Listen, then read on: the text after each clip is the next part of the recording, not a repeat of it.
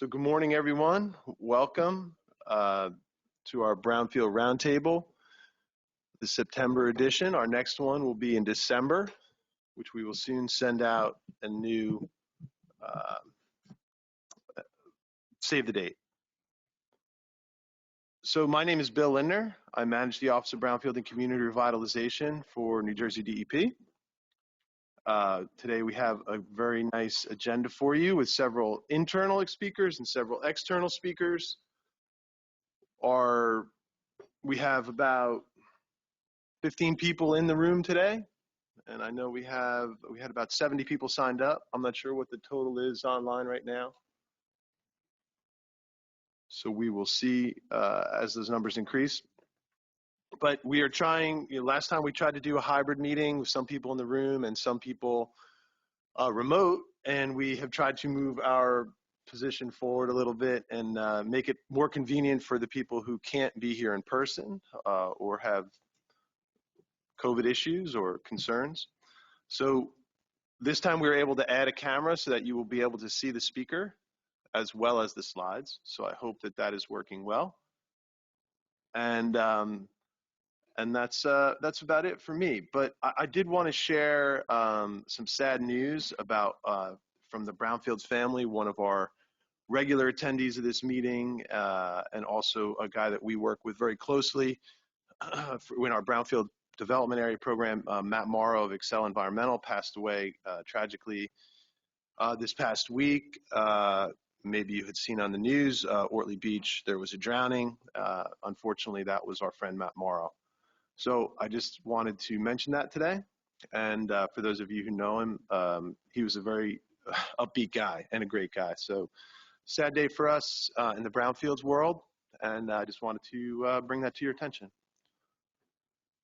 As I said, we're going to have several speakers today, including our acting Assistant Commissioner, Mr. David Hames.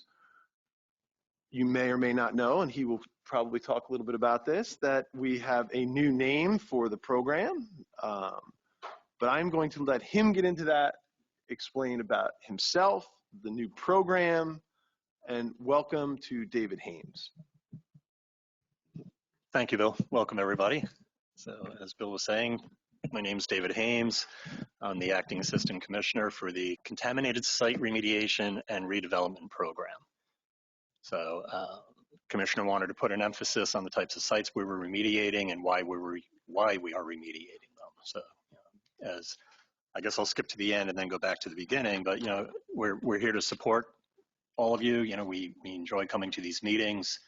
I think I've attended a couple of these in the past. Not sure what I talked about, but I know I've been at these meetings. I'm sure it was fascinating. Very fascinating.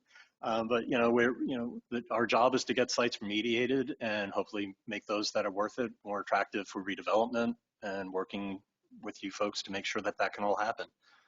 So a little bit about me, or a lot about me. I started work at the DEP in 1989. I was originally a technical coordinator working on soil remediations in the ECRA program. It goes that far back for me. Then became the ISRA program. I moved over to the groundwater program so I could try to make use of the geology degree I spent so long trying to get. In that capacity, I did work with Frank and Bill when we were all geologists trying to clean up the groundwater in the state. I eventually went back to being a technical coordinator as a section chief in that group. And then I became the executive assistant to the assistant commissioner for the program when David Sweeney was the assistant commissioner. Continued in that role with Mark Peterson, and eventually became the director of the Division of Enforcement, Technical, and Financial Support.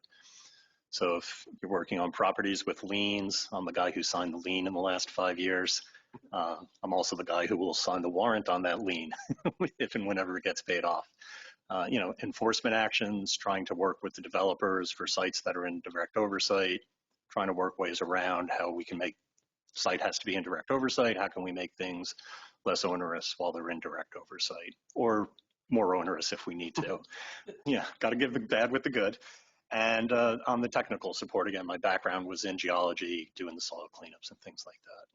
So Mark retired at the beginning of August, and for whatever his reasons, Commissioner saw fit to put me in there in the acting role. and we'll see how all of that plays forward. So, again, I'd like to thank you for having me here and welcome you all. And again, let's keep these meetings going and keep the process moving forward. So, thank you. Thank you, David. Yeah, and we were in the Brownfields office. We were excited to see that redevelopment was added to our program name. So, the commissioner and David are obviously very interested in the work that we're doing, the people in this room are doing for redevelopment. So, we look forward to, like David said, we know him for a long time, but we look forward to working with him in his new role and expect nothing but greatness for all of us. Anyway, so our next speaker. Oh, yeah, any questions for David? From the people in the room or for people or for anyone on the remote? Is there any questions for David while we have him here? He will not be here the entire meeting, I'm sure. So please take advantage of the time you have with him.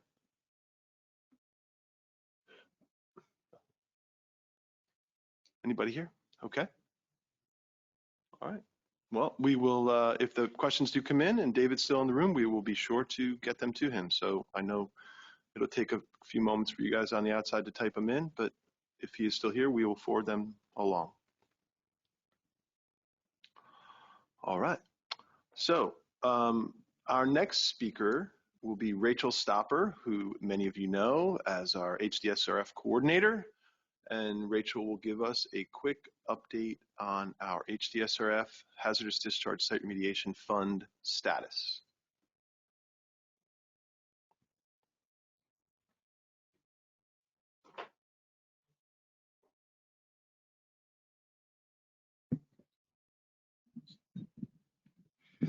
Hello, can everyone hear me? We can inside. Yes. All right. Thank you for feedback. Is that Oz?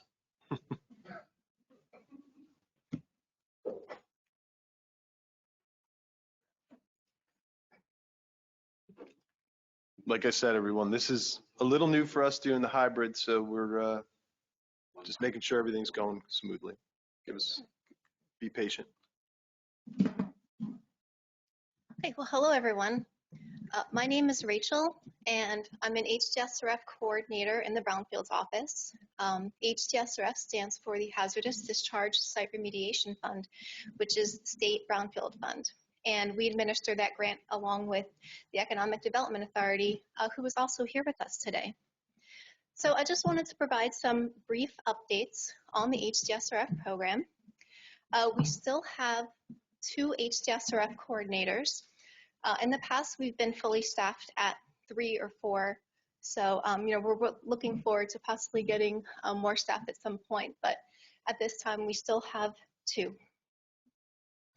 Also, this past summer, as you may know, the HDSRF is funded through a portion of a percentage of the corporate business tax. And every fiscal year, we receive an allocation. So this past July, we were lucky enough to receive our normal allocation, but then we also received an additional allocation, bringing our generous summer appropriation to over $33 million. And then when we added that to what we had left over last year, our uncommitted balance as of September 16th is over $66 million. So we're very happy to be very well funded and have money to fund our HDSRF applications. Lastly, I wanted to report out on our personal recommendations that DEP has sent over to EDA this year. And this year, our HDSRF unit has sent out over $20 million in approvals to the EDA. So we're very excited about that in light that we only have minimal staffing.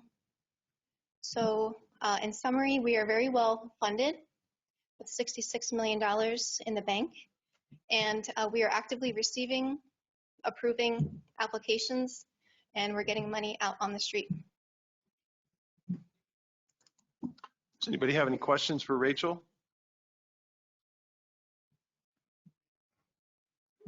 Hey, Terry. we need to get these projects, a lot of projects into queue or projects that our municipalities or PI or EDA communities are working on. I'm actually pushing it very hard and I'm doing it. Hey, let's get the project in here. We have money, staff needs to go. Yeah, and if you're in a municipality, a town, county, or redevelopment agency, you can get up to $3 million a year. If you're a brownfield development area community, you can get up to $5 million a year, and there is plenty of money. So submit your applications to us. For Yes, people in the room, please use the mic for our friends who are remote. That was Tony Finley of the Office of Brownfield Community Revitalization, just making a comment that we are pushing, we will be doing some information sessions to get the word out that we do have money in the HDSRF fund. And we are working with management now to figure out the best way to do that. And we hope to have some good announcements in the future that will be very positive for the communities that we're working in. Also, I know Terry Wesley of EPA has a question from in the room. Actually, generous summer appropriation. What is an exception? Oh, well, this was on average, I would say our summer appropriation is somewhere around 10 million. That's what we can count on. And we got 33 million this year. So we're very happy to have that extra allocation. Again, we received 2 allocations this year instead of 1. So it was a happy surprise, but it's happened in the past. Sometimes we get more than average. And the reason I'm bringing it up, that is generous. But we're seeing this trend both, I think, on the state level as well as federal, with the surge in resources made available. But unfortunately, the resource in terms of personnel to help manage it is falling a little behind. So yeah, that's all I want. This reference that I can feel the pain, and and we're also looking to staff up as well at EPA, given the infrastructure funding that we've received. But I can see as well here on the state level that you guys are also. Yes. In that same boat. So, yeah, we get a lot more money out in the street, with still more staffing, but we're very happy with the 21 million that we've done so far this year. Great. Thank you. Just to recap a little bit, that was Terry Wesley from EPA stating that hopefully we can get staffing up to move money out onto the street. EPA has also received additional funding this year from the bipartisan infrastructure law. And they as well are trying to make sure they have the staffing level to get that money onto the street. We recently received an additional $900,000 from EPA to help run our program here at DEP through the EPA 128A grant, which we are extremely grateful for to our partners at EPA. And normally we would receive about 600,000, and this year we're receiving about 1.5 million. So. Good times are expected for the Brownfields office overall, and we're grateful for our partners. Any other questions? Ray Papperman. Wait till the green button. Hi there. Sure.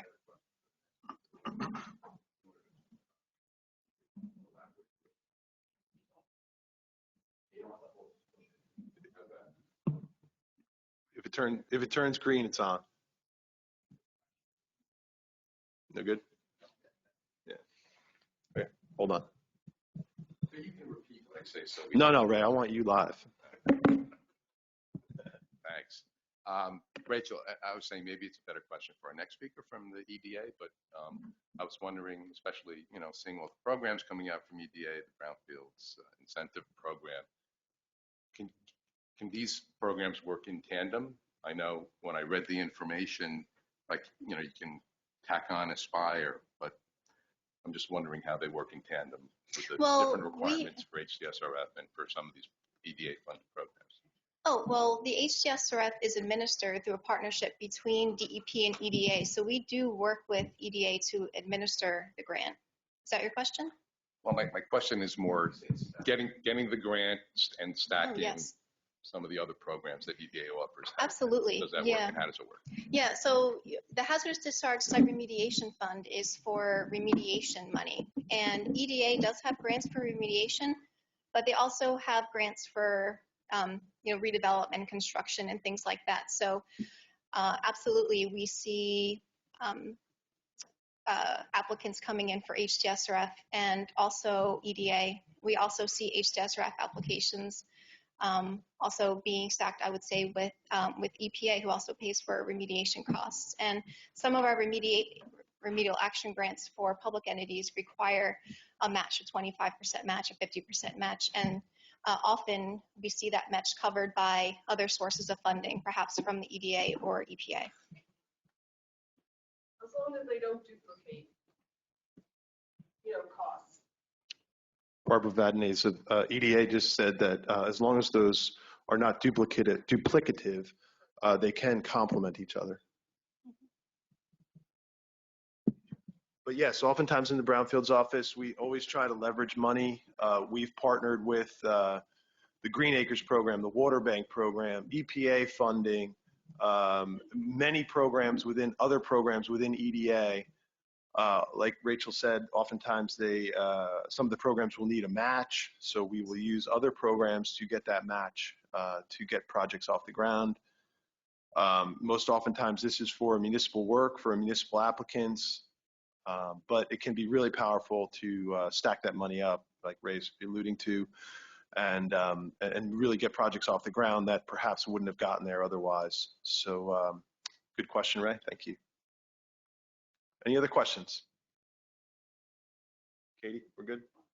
Okay. All right, Rachel, anything else you have?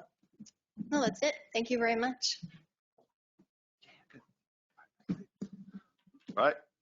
Mr. Hames is exiting the building, but if anyone has any questions that they think of later, we will be certain to forward them to him. So thank you, David. All right. Our next speaker, we're a little bit ahead of schedule, but our next speaker is Barbara Vadnais from New Jersey EDA, who will be speaking about the proposed Brownfields Redevelopment Incentive Program. This is another program that we could be certainly stacked with HDSRF or EPA or Water Bank or other money. So Barbara is going to give us an update on that program. Hello, everybody. Thank you very much for DP for organizing this meeting and having EDAs on the agenda.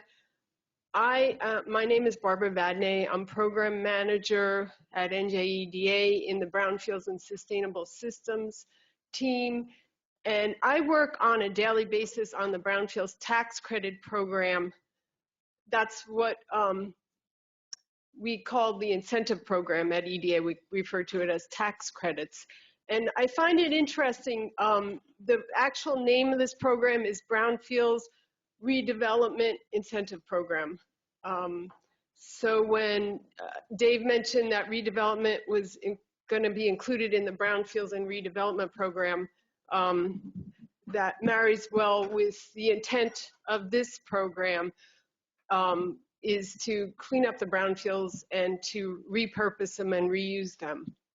And I came in June and talked about this program, and today I'm just going to give you an update on what's going on in the program. So this program is part of the Economic Recovery Act of 2020, which was signed into law by Governor Murphy in 2021. And it works in conjunction with other ERA programs. So the ERA program covers other programs, like 15 plus programs, like offshore wind, the historic program, the Aspire redevelopment program, which could be stacked with the Brownfields program, food desert and film program, to name a few. And it provides tax credits to incentivize brownfields redevelopment in eligible areas. And it's competitive scoring. So it's a competitive program, meaning that there will be a deadline. It isn't a rolling program. There's a deadline where we receive the applications. And it's to encourage remediation, the cleanup of the contaminated sites, and to encourage smart growth in these areas and for community development also. The program is funded to accept applications through 2027. So the program is capped at $300 million over the next 6 years. And so that's that's $50 million a year. If the $50 million isn't awarded for that particular year, say they award $25 million in a year, then that extra $25 million would apply to the next year. So it would be $75 million available in tax credits. For a typical project, up to 50% of the remediation costs will be covered, up to a maximum of $4 million. For special projects in government restricted municipalities, by that we mean Trenton, Atlantic City, Patterson, or qualified incentive tracts, there'll be 60% of remediation costs covered in this program, up to a maximum of $8 million. And as I mentioned, it's a competitive application process, meaning that EDA staff can discuss the project up to the point where the application window is open, and then we have to restrict conversation because it's competitive. The legislation requires that there is a prevailing wage on building services for 10 years after the project is completed. That's building services like janitorial services. That was requested by the legislation on that. And it's a one-time tax credit issued upon completion of the remediation. That being, it's not a progressive tax credit. You have to complete the remediation. It has to be certified complete and by DEP that it's complete. And then the developer would be given this tax credit, which they can use for their own tax purposes, or they can transfer it one time or sell it to like a financial institute.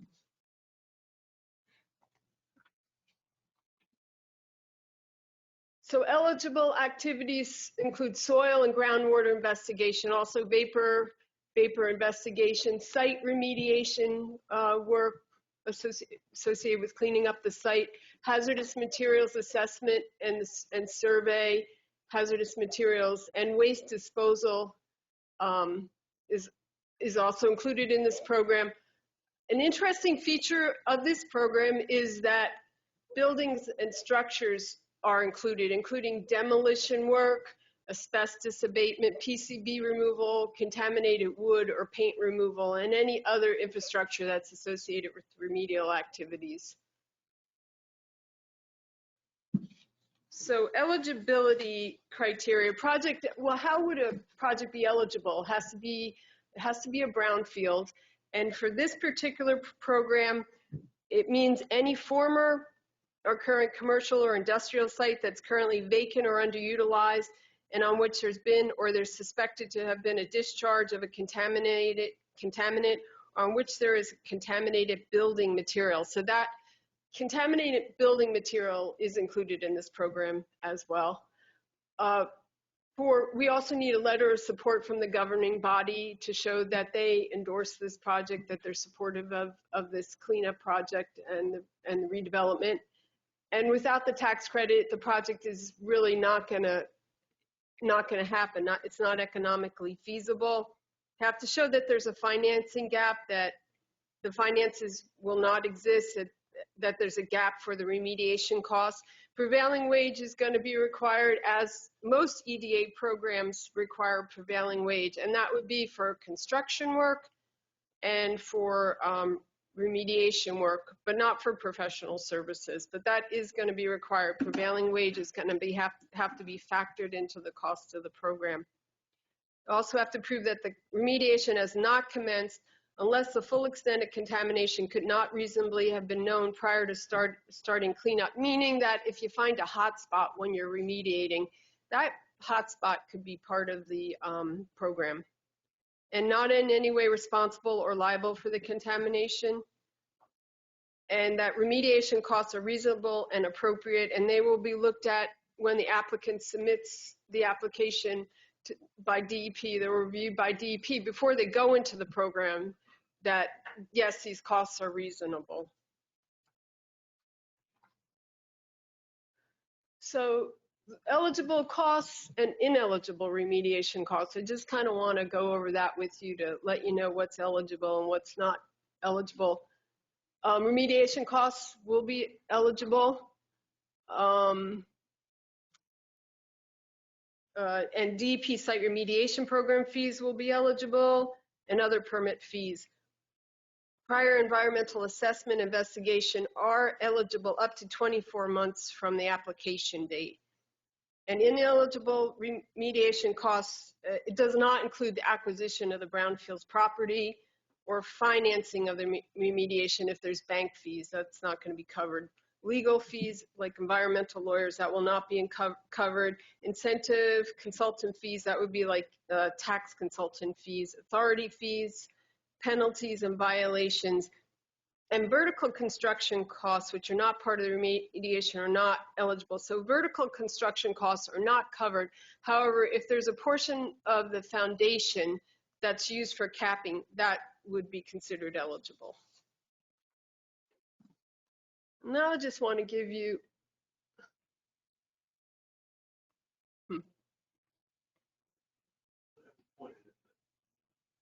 Oh, really?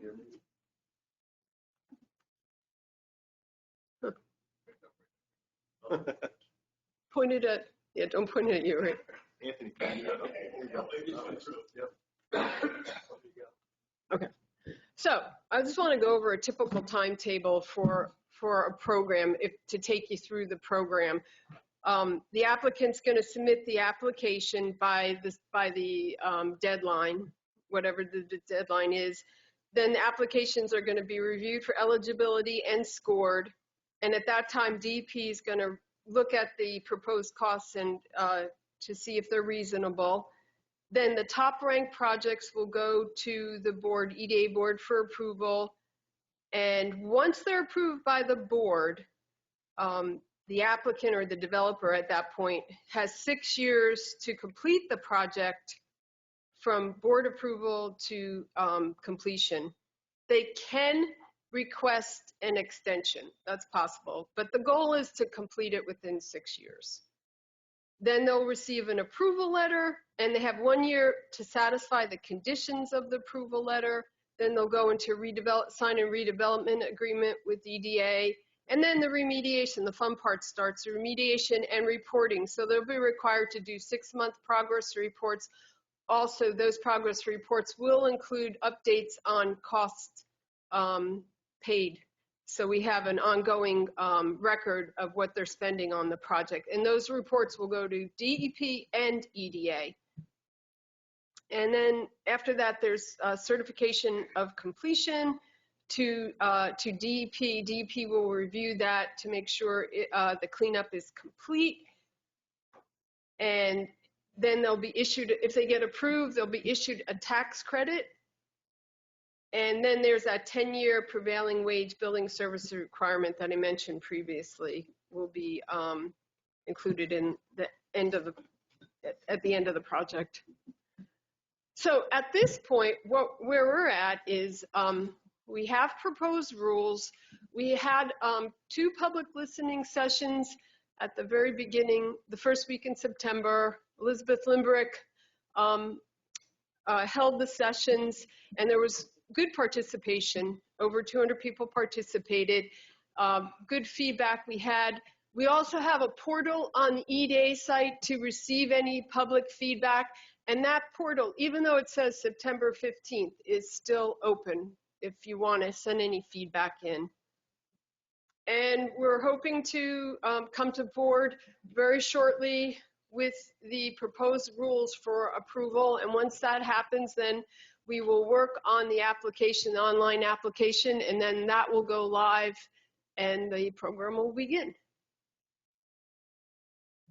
And if you have any questions, you can send questions there. I have a business card. I'd be happy to give you a business card at the end. And also, I recommend following us on social media, whatever your social media is, Facebook, LinkedIn.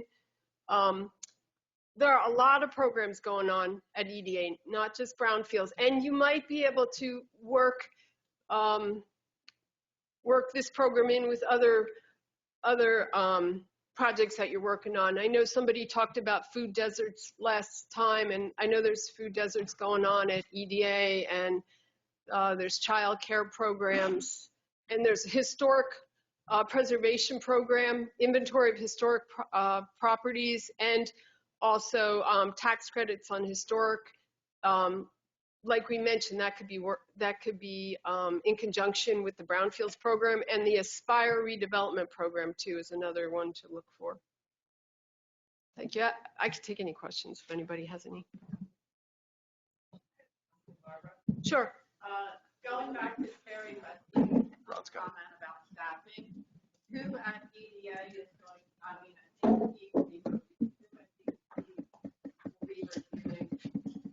who at DEP will be reviewing? I don't think we can say at that point, but it's the Brownfields group's going to be reviewing it, and maybe Bill. Yeah, no, I can answer that. So we've been in close discussion with EDA about this new program, just making sure that they understand all the pieces that we need to be involved with, and just kind of meshing together. So yeah, so Brownfield staff from DEP will be reviewing the reasonableness of cost, much like we do for the HDSRF program. So the same staff, or hopefully some of the newer staff, the new staff that we will be acquiring, will be doing that. That is somewhat of a difficult job, as many of you know, because you do need some experience to be able to factor in what's reasonable and what's not reasonable.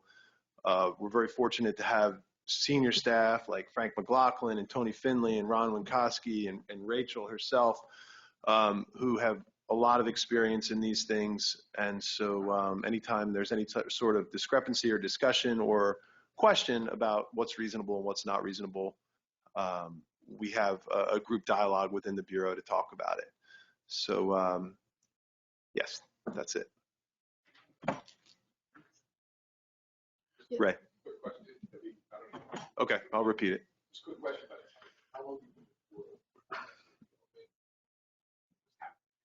It just happens to be open. So Ray's question was, how long will the portal for questions or comments be open? it technically was supposed to close on the 15th. So yeah. One more question. Yes. Sorry. He's good. He got you anyway, right? Can't escape it. Is it working? Yeah, you're good. You're on. You're on. You're on. Timing again. Are the time frames that you went through applicable after remediation completion, after the money is received? You know, the 10 years for prevailing wage, That's after project completion. after project completion. Yeah. And if there's a flip? It would still be project completion, even if it was sold. It would still have to carry on the program. Yeah. Okay. That's it. The developer would be responsible for for that commitment. Hey, Barbara, I have one quick question. From the date you get the application to the date of approval, what is the time frame on that in terms of days or weeks? I don't know if I can answer that question. Okay. From the date that the application is received, this is going to be our first year at it too. The date that it's received, then it has to go through eligibility and scoring and cost reasonableness. It has to go through underwriting. And it has to go through like sister agency review. It has to go through a number of steps to make sure it's eligible. And then it would go to board approval. But we're going to try to get it through as quick as possible. Because we want to have a round every year. So we're going to try to get it processed as quick as possible. But Tony, I don't think I can give a definite answer on that one. Okay, good enough. Okay. Yeah, standing up these new programs is tons of work. I mean, we meet regularly with Barbara and her team at EDA. But yeah, we've been discussing a lot of questions like that about timelines and timeframes and how long will it be at DEP, how long will it be at sister agencies, and just the background checks on the applicants. And there's a lot of stuff that goes into this. So, but rest assured that both the EDA and the DEP are committed to trying to get that money or trying to get those projects moving forward. Hey, Bill, I got one one quick question again Sure. for Barbara. Barbara, what's the significant difference between this program and the Aspire program? I don't know if you could talk Aspire about. one? Yeah, Aspire. Oh, Aspire. Aspire is more for redevelopment. Yeah. And this is for brownfields cleanup. This is for, even though it says redevelopment in the title, the redevelopment is really for site improvement and cleanup. So, but redevelopment, I mean, Aspire is for vertical development. This is for cleaning up the soils or the groundwater, you know, so it's cleaning up the site or taking down the buildings, where Aspire is for vertical development. Okay, Aspire don't have no remediation piece connected to it? It does have remediation. It has to be a brownfield for it to be a. No, it doesn't have to be a brownfield. I don't believe it has. Aspire doesn't have to be a brownfield to be part of Just the a redevelopment program. project, right? Hmm? Just some sort of redevelopment project. Yeah. It doesn't have to be on contaminated ground. Yeah. But yeah, Tony, I think part of the answer is just also that this program, you know, HDSRF program can do many of the same things, but it mostly is geared towards municipalities who have acquired properties that they never intended to acquire. This is going to give private developers the opportunity to fill budget gaps that they have that they don't have anywhere else that they can presently get the money from. Right. And this project also covers some things that our HDSRF program don't cover, the asbestos, the DEMA, and all of that type Yes. of stuff too. So Yeah, the Tony Finley demolition. just pointed out that the HDSRF also does not cover things like asbestos or buildings or lead paint, things that are above the ground. So this program does cover those things. So could be used in conjunction with HDSRF, perhaps, if in certain instances. Maybe not. I guess might be able to, yeah. We're not sure. You There's just so have many to look at scenarios it. that, Yeah. and one of the things that we've been talking a lot about with EDA is all those oddball scenarios and trying to account for all of them, and that's where we a lot of time gets spent. But shocker, right, Ray? Yeah. So trying to think of everything, but I think that's see how the it goes. intent. yeah. So. Barbara, just a general question, and you may not know the answer to this, but a lot of times redevelopment happens in phases. So would, you might have a very large site or many lots to the site, and could you actually have a project that would come in for $4 million 1 year, and then 2 years, 3 years later, they would do the next phase? Is that something that you guys are talking about and contemplating right now? Because we have many large sites that have multiple lots, and many developers can't take the whole thing on at once. We see that obviously in residential development as well. So, what's your and again, you may be working through these issues, but could a large site be eligible more than once because it has?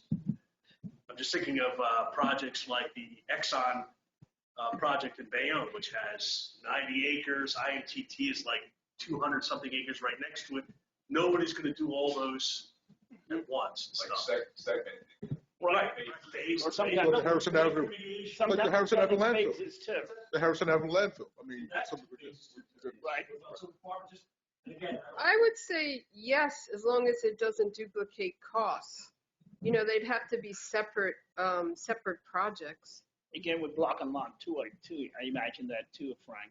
If it's defined as this is the project for this application, for this block and lot, and then they become in 3-4 years down the road, and they said this is it's the same address, but this block and lot is the phase 2 portion of the project, so we consider that as a separate project. I'm gonna have to bring that back. The to comment office is and about talk segmenting it. the projects Yeah. Or phasing it. or phasing the projects. Yeah. But one of the critical categories of this program is that the project itself is explained in its entirety, and there is no coming back for more money. Yes. So that's one thing that's critical to understand Yeah. about this particular Very program is that your project needs to be explained and defined up front, and then the numbers need to be worked out, and you're going to sign on for that project, and then the numbers are going to be known at the beginning of the project of what you're going to be reimbursed for. Correct, Yes. Barbara? Yes. So that's an important there's a thing to cap. point out here. And there's a cap. Yeah, so Barbara, with that in mind, so if you have the same developer coming in 2-3 years down the road, how are you guys going to deal with that? For the same project? For the same project, and if he wants to phase it in, I don't know. We're going to have to talk about that. I would say, yeah, I think it's we need to brainstorm a little bit more on that. What that would look like, what the restrictions would look like, you know, what we need to feel comfortable with doing that. And one thing I would say is, like, they can't duplicate costs, you know. So and how to have control over it, you know, site control. So you're using the resources well. So I think we need to explore that, Tony. no problem. These are things we encounter every day in the DEP, in the Brownfields program. Katie, do we have any other questions from the remote world? No? Anybody else in the room? Ray Papperman?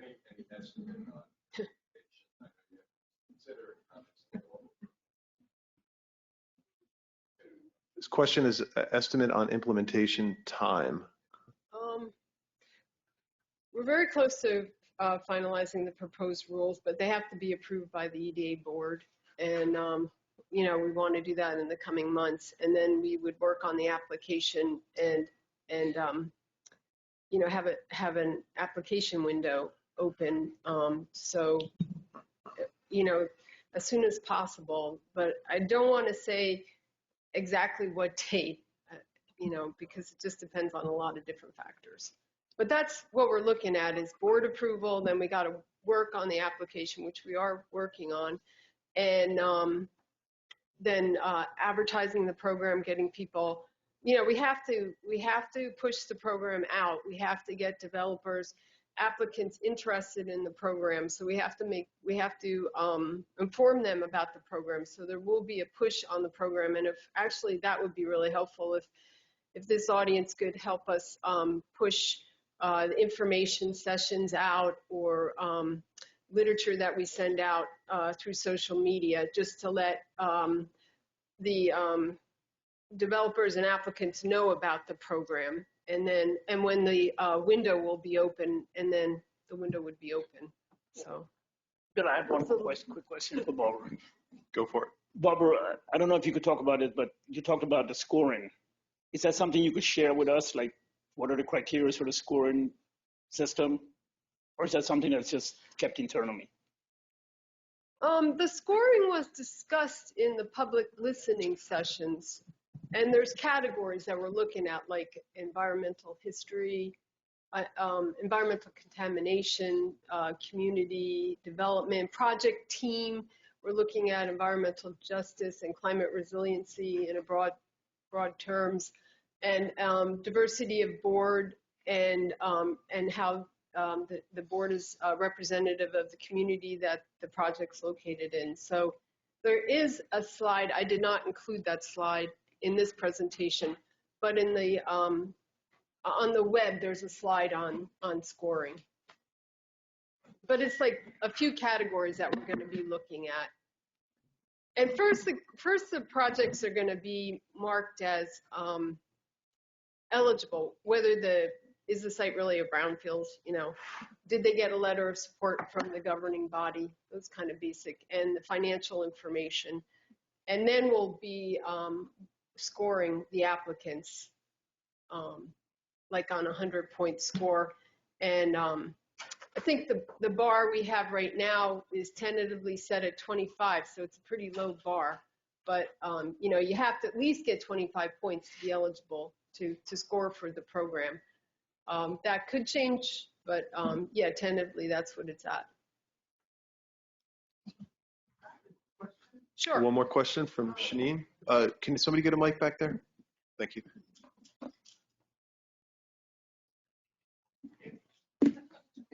We got it. Thank you, Tyrone. Thank you, Vince.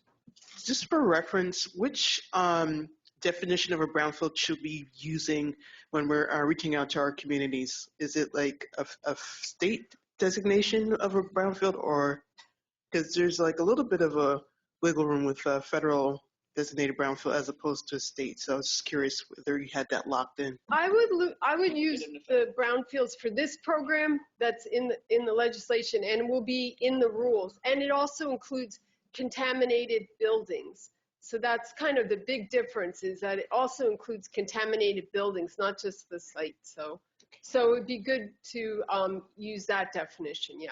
Shanine, I think it's very close to the federal. It's not the federal one. Yeah, so there will be a definition section within this pack, which is its incentive program. So please use the definition in that incentive package. Shanine, it's the Thank you, state Shanine. definition with some of the additions that Barbara mentioned for the indoor. Thank you. That's good clarification. Thank you. The Brownfield statute has a definition, but this one is slightly tweaked. Yeah, in this information package, right? Yeah, it's in the information package. Yep. All right. Looks like it.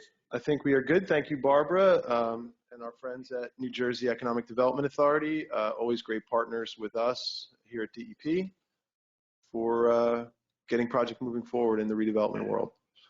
So thank you again to Barbara.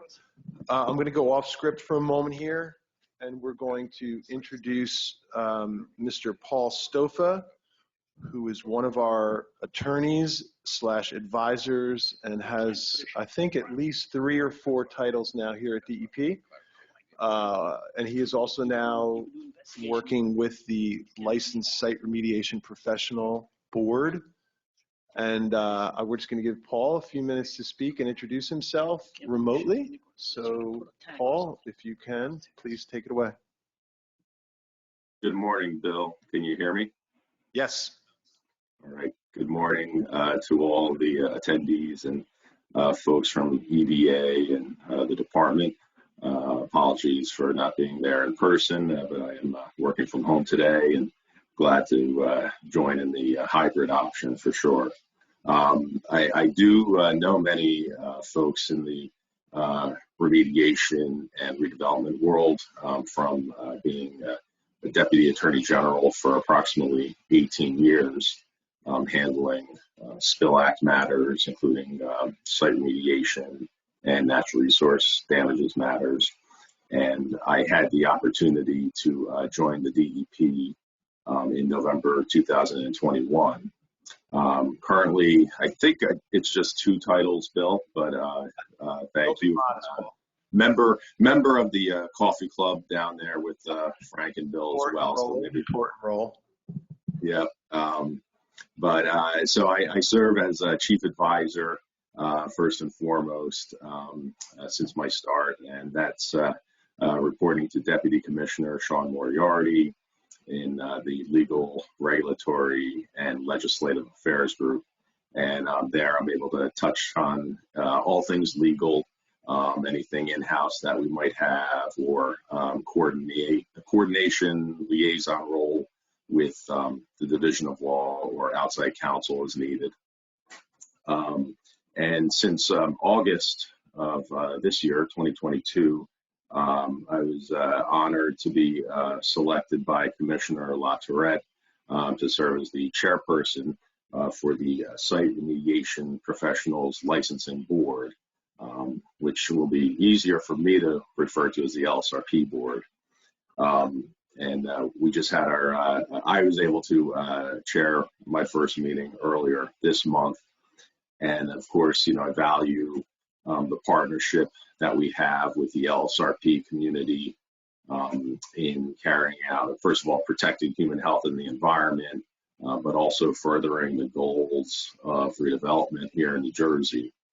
That's something that, obviously is a win-win for everyone. And from my days of working with Rick Engel back at the Division of Law, we always talked about how, redevelopment and remediation truly is a win for the people of New Jersey. You have, certainly your contractors working on the projects to get them started, and then it's a win for the communities when we achieve a redevelopment. And so I'm very happy to know that we're being aggressive in this, that we're partnering with EDA as a department.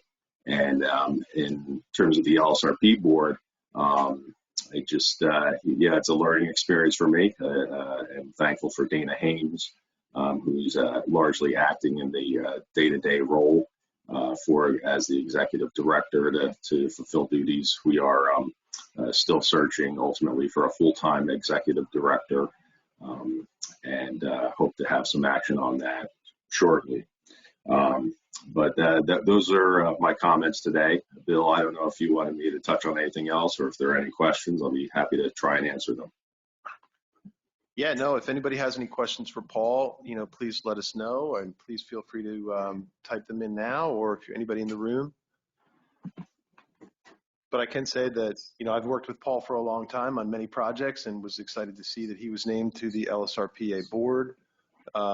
He's a great guy to work with, as many of you know, and Paul is always willing to have a conversation. So I think that is a really important attribute in working externally, especially on these redevelopment projects, which can be, as we all know,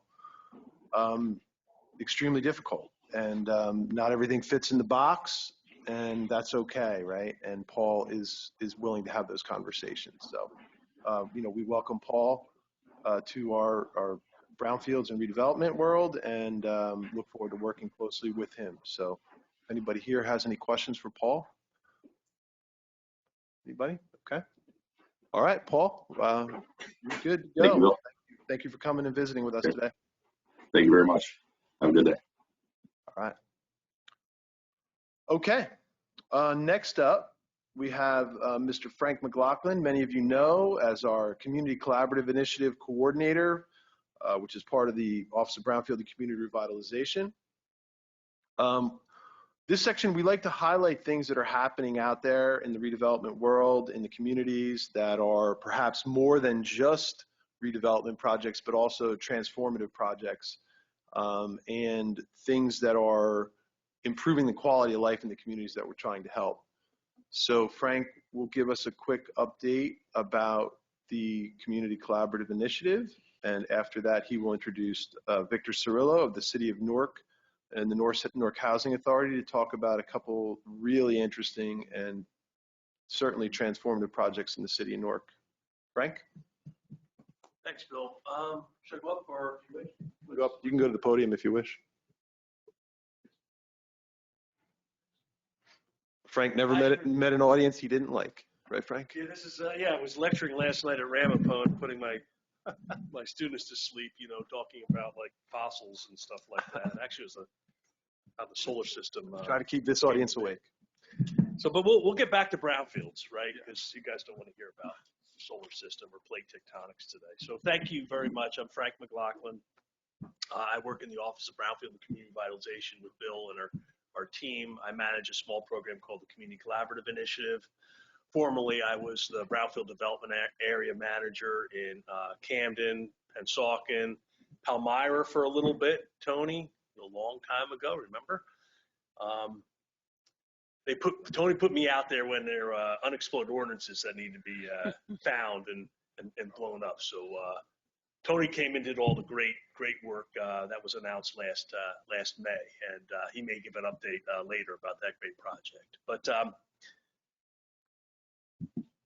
what I'd like to, first of all, I want to thank Tony and Victor Cirillo for presenting these two amazing projects in Newark, the Seth Boyden project and the High Court projects. These projects have state revolving loan fund monies in them, and multiple program involvement at DEP, and of course multiple levels of government. So these are exciting projects, and this is typical of projects we're seeing now in the redevelopment world that have multimedia issues and need multi-program and multi-agency resources to make happen. So thanks to Victor and Tony.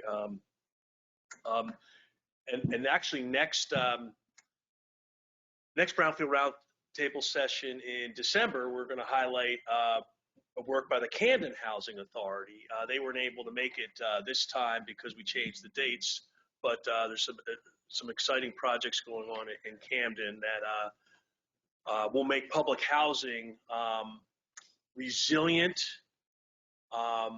and have the same amenities that for-profit housing has. So electric EV charging stations, gardening, walkable communities, connections to parks, public transportation and stuff like that. So that exciting project is going to be co-presented by our Camden Housing Authority and our federal partners at HUD out of the Newark field office. So some really great housing and mixed-use projects happening on brownfields right now across the state. And of course, we have affordable housing issues across the state, and we need to be going vertical in our cities if we're going to preserve our other beautiful lands across the state. So just a quick update about the staff of the liaisons who are assigned to cities. Tony Finley is assigned to Newark, so if you have any questions in Newark, Tony Finley is the person to ask. Vince Calaguire, raise your hand, Vince. Vince is liaison in Salem, and you've heard stuff about food deserts in previous meetings, and you're going to hear more stuff about Salem in upcoming meetings, and I'm not going to give it too much away, but exciting things happening there and in Paulsboro. Jamila Harris, Jamila, will you? Jamila's our CCI liaison in Trenton. Alan Miller, I think, is is virtual, and he is our CCI liaison in both Bayonne and Jersey City, and those two cities, a ton is happening, and Alan has been involved in all aspects of doing some really interesting projects. Bayonne's going vertical, a lot of sewer separation, a lot of park creation projects, and everybody knows every time they go to Jersey City, there's new things happening in Jersey City. So thank you, Alan, for that. Unfortunately, we've lost staff in several cities. We lost staff in Patterson. AJ Joshi moved to a different part of the site remediation program. We have a new program name now. So if you have any questions about Patterson, you can email myself or Bill, and we will step in to assist there. We lost our liaison in Camden, Armando Alfonso. Armando is now a deputy enforcement officer working with Paul Stofa, Sean Moriarty, and the leadership team at DEP. And like AJ, Armando is greatly missed. And Armando was just named a top 30 Latino leader of South Jersey under 35. So his great work in Camden, his great work in our enforcement program, and his work, he's a resident of Trenton, or his family's a resident of Trenton. So Armando has a great history and has been recognized as a state Latino leader. And I think that's really a great honor for him. We've also recently, not so recently, we lost our liaison in Perth Amboy, Lauren Drum. So we are trying to replace all these staff members, and discussions are happening. But everybody's looking for resources these days. So, and one other great loss is our liaison to Bridgeton, Vineland, and Millville, Steve Oliveira. Great loss to our program, but Steve has taken a bureau chief position in the water and land management program. So Steve will be looking at a lot of the large redevelopment projects that come in when you have anything from wetlands, freshwater wetlands issues, stream encroachment issues, flood hazard rules. Steve will be part of a team, leading a team that will be part of the review of that project and the permitting of that project. And later today, David Pepe from our Office of Permit and Project Navigation will be here to give you an update on how we're moving projects quickly through the DEP. I just have a few quick comments. Last month, there was EPA held their National Brownfields Conference. It was a great conference. Terry, Shanine, and others, you guys did an amazing job. You couldn't do anything about the 104-degree temperature, though, when we got off the plane. That was a little severe for someone with fair skin. But the conference was terrific, and one of our sites in Region 2 the former Harrison Avenue landfill received actually its second Phoenix Award as the best brownfield redevelopment in Region 2, which includes New York, New Jersey, Puerto Rico. So that was a great honor. And thank you for our EPA partners. Terry and Shanine have been working on this project for a very long time. And thank you for a Brownfield assessment grant in 2003 and at least 7 Brownfield cleanup grants, because there were multiple lots on the site. And because it was a large, complicated site and needed a lot of funding, it was done in 2 phases. So the second phase, the Kramer Hill Waterfront Park, won the Phoenix Award in Oklahoma City in August. The Kroc Center won the Phoenix Award in 2015. So maybe the only site in the country that's won 2 Phoenix Awards. But Terry, Shanine, correct me if I'm wrong about that. But thank you for your steadfastness and your resources for 20 years to turn the biggest contaminated site in Camden that nobody thought was possible to do into basically 2 nationally recognized redevelopment projects. And if you haven't seen the Kramer Hill Waterfront Park, it is a 62-acre park with views of the Delaware River back channel, Cooper River, the Philadelphia skyline, Petty's Island. You can kayak from there. You can fish there. So it is one of the most beautiful transformations of a dump into a beautiful ecological restoration. And it wouldn't have been possible without EPA and also our Office of Natural Resource Restoration, who put $48 million into several 100,000 plants. They created a tidal stream that you can kayak, and many other amazing features. So I also wanted to point out, last week there was an event in the city of Camden at a site that also people thought was not possible, the worst illegal dumping site in the city of Camden, probably the state, named the former Camden Lab site, was just delivered to the Camden Recreation Department, Camden County Parks Department, as the home field for the Camden Midget Football League and other events. So about $2.1 million of HDSRF grant monies, about $750,000 in EPA monies, not only brownfield cleanup grants, but also EPA paid for the removal of solid waste on the site. So there was so much solid waste on the site, we couldn't even investigate the site fully. It's a 4-acre site, 7 dilapidated buildings. Talk about blight. The illicit activities in that building were almost, just a tragedy to see. Across the street from next to this park, Whitman Park, and across the street from residential areas, charter schools, and other things. So to think that your children going to school or playing a baseball game or a soccer game or a football game would be exposed to open-air drug dealing, prostitution, and other illicit activities in a site that had hazardous waste and other things in it, just amazing. So last Thursday, dignitaries, local, county, leadership at EPA and DEP, and for you football fans, Ron Jaworski, former Philadelphia Eagle great quarterback, who also, Ron Jaworski is not coming to a 4-acre dump with hazardous waste in it, where there's drug dealing and prostitution and the worst blight you can imagine, unless he's coming because there's an opportunity to create a park. And the only way you can create a park is you remediate the brownfield site. And thanks to our EPA partners and HDSRF, we were able to do that. So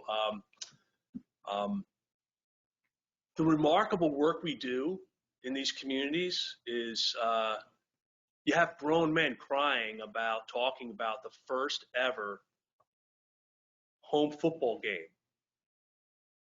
To think that, children in Camden would have to go to surrounding communities to play soccer, to play softball, baseball, football. Football got to carry a lot of stuff, by the way, so it's even more of a hassle for football. But now they have the best field in the South Jersey region, right? So that's just a beautiful story, and that's how important our programs are.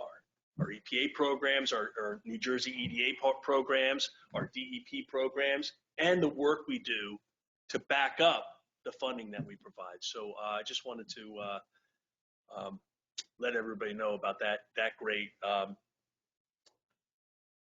milestone and ribbon cutting that occurred last Thursday. So I'm going to cede the rest of the time, if there is the rest of the time, to Tony Finley and Victor Cirillo. Tony, how do you and Victor want to do it? Are we going to go right to Victor? How do you want to do it? Let me just introduce him. Okay, come on up, Tony.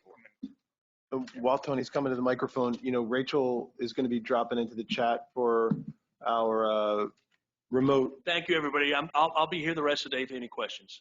For our remote attendees, some links to the Kramer Hill Waterfront Park that Frank discussed, as well as the Whitman Park football field ribbon cutting, so you guys can get a feel for those two projects. Tony, take it away. Yeah, our next speaker is Victor Cirillo. He's the executive director of the Newark Housing Authority. I had the opportunity to meet with him while he's being as the liaison assigned to Newark for CCI. There was these two projects that he's working on that I got wind of, and once I got wind of those projects, I reached out to Newark Housing Authority, got in touch with Victor, and just told him about some of the good things that we're doing with the Office of Brownfields. I talked to him about some of the resources we had. He was very excited that we could get on board with these projects and to help him to get him off the ground.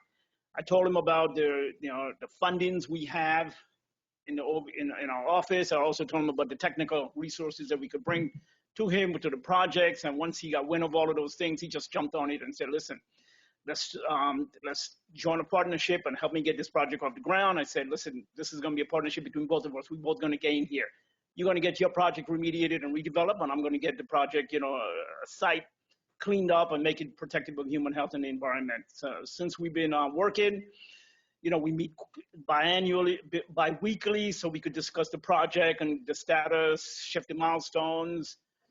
Just recently we were able to, come together and apply for the stormwater management grant.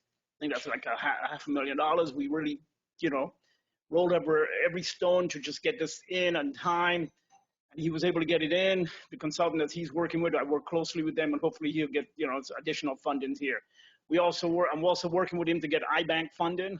Again, that we're working on one of the projects. We're able to bring some HDSRF funding to the projects. I work closely with his consultants. Just yesterday we had a conference call and some issues with reuse soil. So, it's a great partnership here, and, hopefully that he will get those projects done. And I'm encouraging him to any other project that he has going on. We have HDSRF money, so just get him in so we could get him out on the road. So with that, I'll just like to introduce Victor Cirillo, Executive Director from Newark Housing Authority. You guys got it? Yeah. Okay. Okay, Victor, go ahead, do your thing.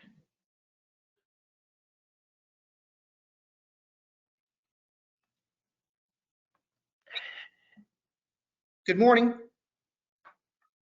Okay, can you hear me? Yep, Yes, we got you. perfect. And Tony, thank you so much for that wonderful presentation and summary outline. I had the opportunity to become more familiar with the programs available at DEP, and not only the programs, but also the work that DEP does, or the responsible work throughout the state.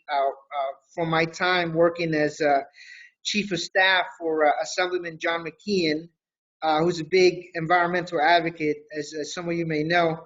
I remember working with John Hazen going back to the early 2000s.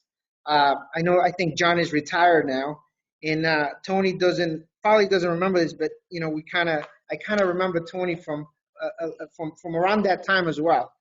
So it's great to reconnect with him here in the city of Newark, and he's become such a wonderful resource for us. The Housing Authority, is the biggest agency in the state, the biggest housing authority agency in the state, and is also a redevelopment agency. So we wear two hats. We manage 7,000 public housing units, and we also still have properties that we own through the old urban renewal program, which goes back to the 50s and 60s. So we're the biggest landlord, and we also have the largest amount of assets for development. And as Tony mentioned, some of them do need a high level of environmental remediation. And as we continue revamping and redeveloping some of our old housing stock that goes back to the 30s and 40s, these partnerships have become very critical to us in order to be able to put together the capital stacks needed for the construction of affordable housing. So as Tony mentioned, we are working at Seth Boyden, which is right by the airport at the Elizabeth border, 15 acres of land. The housing authority is doing a land lease, doing a mixed use development there. We're building affordable housing and some market rate housing, and we're leasing a portion of the land to NJPAC to be able to make some revenue to afford the construction of the affordable housing and market rate housing. So on that side, NJPAC is building, they're working with Lionsgate to build some movie studios. But again, for the housing authority, the benefit is the ability to receive income to be able to build and fulfill our mission of creating affordable housing. And he's been very helpful, as he mentioned, at Hyatt Court, Hyatt Court goes back to 1939, and he has some stormwater issues. It's in a certain area where the topography is not helpful. And we're hoping that through this grant and a loan, we're going to be able to address some of the flooding issues, not only at that complex, but that affect the entire eastern portion of the city of Newark, what we know as the Ironbound section. We have another complex in the middle of that flood zone. Well, it's not a flood zone, but rather, the aged infrastructure that creates flood situations called Pennington Court. And it's interesting that these three sites that I just mentioned, Hyatt Court, Pennington Court, and Seth Boyden, they all started in 1937 in terms of construction. And they were built and finished about 1939, 1940. So we're looking to maintain as much as the affordable housing stock that goes back to that time, and at the same time address the environmental concerns that exist, stormwater issues that exist in these neighborhoods. So thank you, everybody. This is my first meeting. I'm actually enjoying listening to all the good work that's going on throughout the state, the different projects that are out there, and the opportunities for partnerships. So again, thank you, Tony, Frank, and everyone else for your hard work and for the opportunity to partner with the Newark Housing Authority.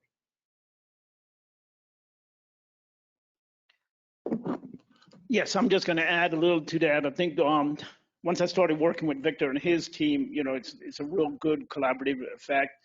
The Seth Boyden project, I think, is amazing project.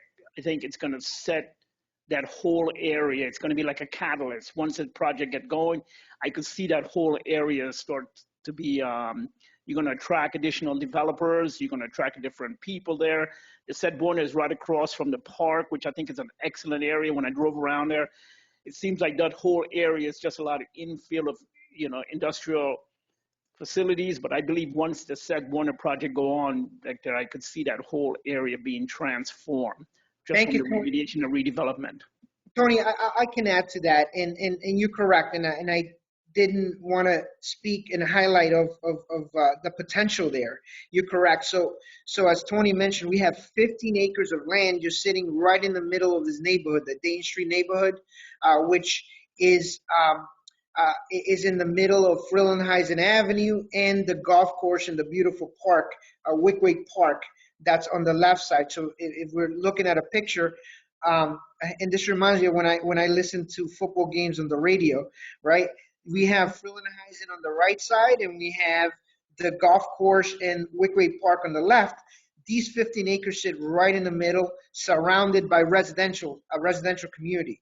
So as he mentioned, this is an anchor that's really going to help revitalize that whole neighborhood that goes back to the 20s and 30s and help us, really bring up that whole Elizabeth Newark corridor. So we've gotten requests for partnerships from the Board of Education. They want to build a new school. And also developers that have come forward inquiring about how they can assist in redeveloping some of the commercial areas that surround the square that we're speaking of. It'll really be a catalyst for the South Ward of Newark and definitely for the city of Elizabeth and the state in general. Again, and if I may add too, one of the things that I noticed when driving around there, again, a lot of those sites, they are going to have environmental issues. And again, the partnership that we were able to establish with your folks, I think is really going to be helpful, because you're going to need that environmental piece, or you're going to need the funding, or you're going to need the technical assistance to help out. Again, one of the things that really is helpful with us is that we meet on a bi-weekly basis. Every 2 weeks, we have, a short 10, 15 minutes, virtual call. And we just basically talk about, hey, where are we at? What's the milestones? Do we need to shift them a little? Do we need to push them? And by meeting with Victor's staff, it really helps us to keep the project moving and to, basically hunt down funding. Like I said, we had the stormwater management fund that just came out, and we were able to really, meet that deadline and, make the submission. So hopefully we could get that grant, Again, Victor, and like I would always say to you, I know you work in some other projects, the Terra Homes and all those other ones, as well as the ones you just mentioned. So, our office is here, what we're available, what resources we have, and the availability. So whenever you're ready, just pull us in. Thank you so much, Tony, and everybody for the partnership. Thank you again, Victor. Yeah, I don't know if anybody in the room or anybody virtually has any questions for Victor or Tony about the project. Yeah, there's just one more thing I wanted to add. We had an outreach a couple of weeks back, and we're able to have what is it called there? Youth Inclusion Initiative. Yeah, the Youth Inclusion Initiative. Basically what that did is just help us to go out to the community and to help some of these youths, especially people of color, to come to the table and understand what the environmental profession is all about, and to encourage them, to give them incentive to come out and take a look at this type of professions, and hopefully it could do for you. And we're very happy that when we did the Newark portion of it, we're able to have Victor come in and talk and be a part of that program. So Victor, I just want to thank you, for taking part in that. And I wasn't there personally, but I heard it went very well. Thanks again. Thank you. Yeah, Victor, that was a great day. Just as background on that, New Jersey DEP sponsored about a dozen youth from 3 different cities, Elizabeth, Camden, and Newark, and exposed them to all the different things that New Jersey DEP does. A lot of times urban youth don't have exposure to the outdoors, to environmental issues, other than perhaps living in overburdened communities that have environmental issues, but not necessarily understanding the science and behind it. So the DEP sponsored a program this summer with urban youth from those 3 communities, and Victor and his team were a great asset to us. We brought the youth from Newark out to a bunch of sites in their own city to see what redevelopment looks like, what brownfields looks like, and what transformational outcomes look like. And so Victor and his team were super helpful to us. So thank you for that. We appreciate it, Victor. Any questions, Rachel? No. Your Hyatt Court project in Newark is one of the.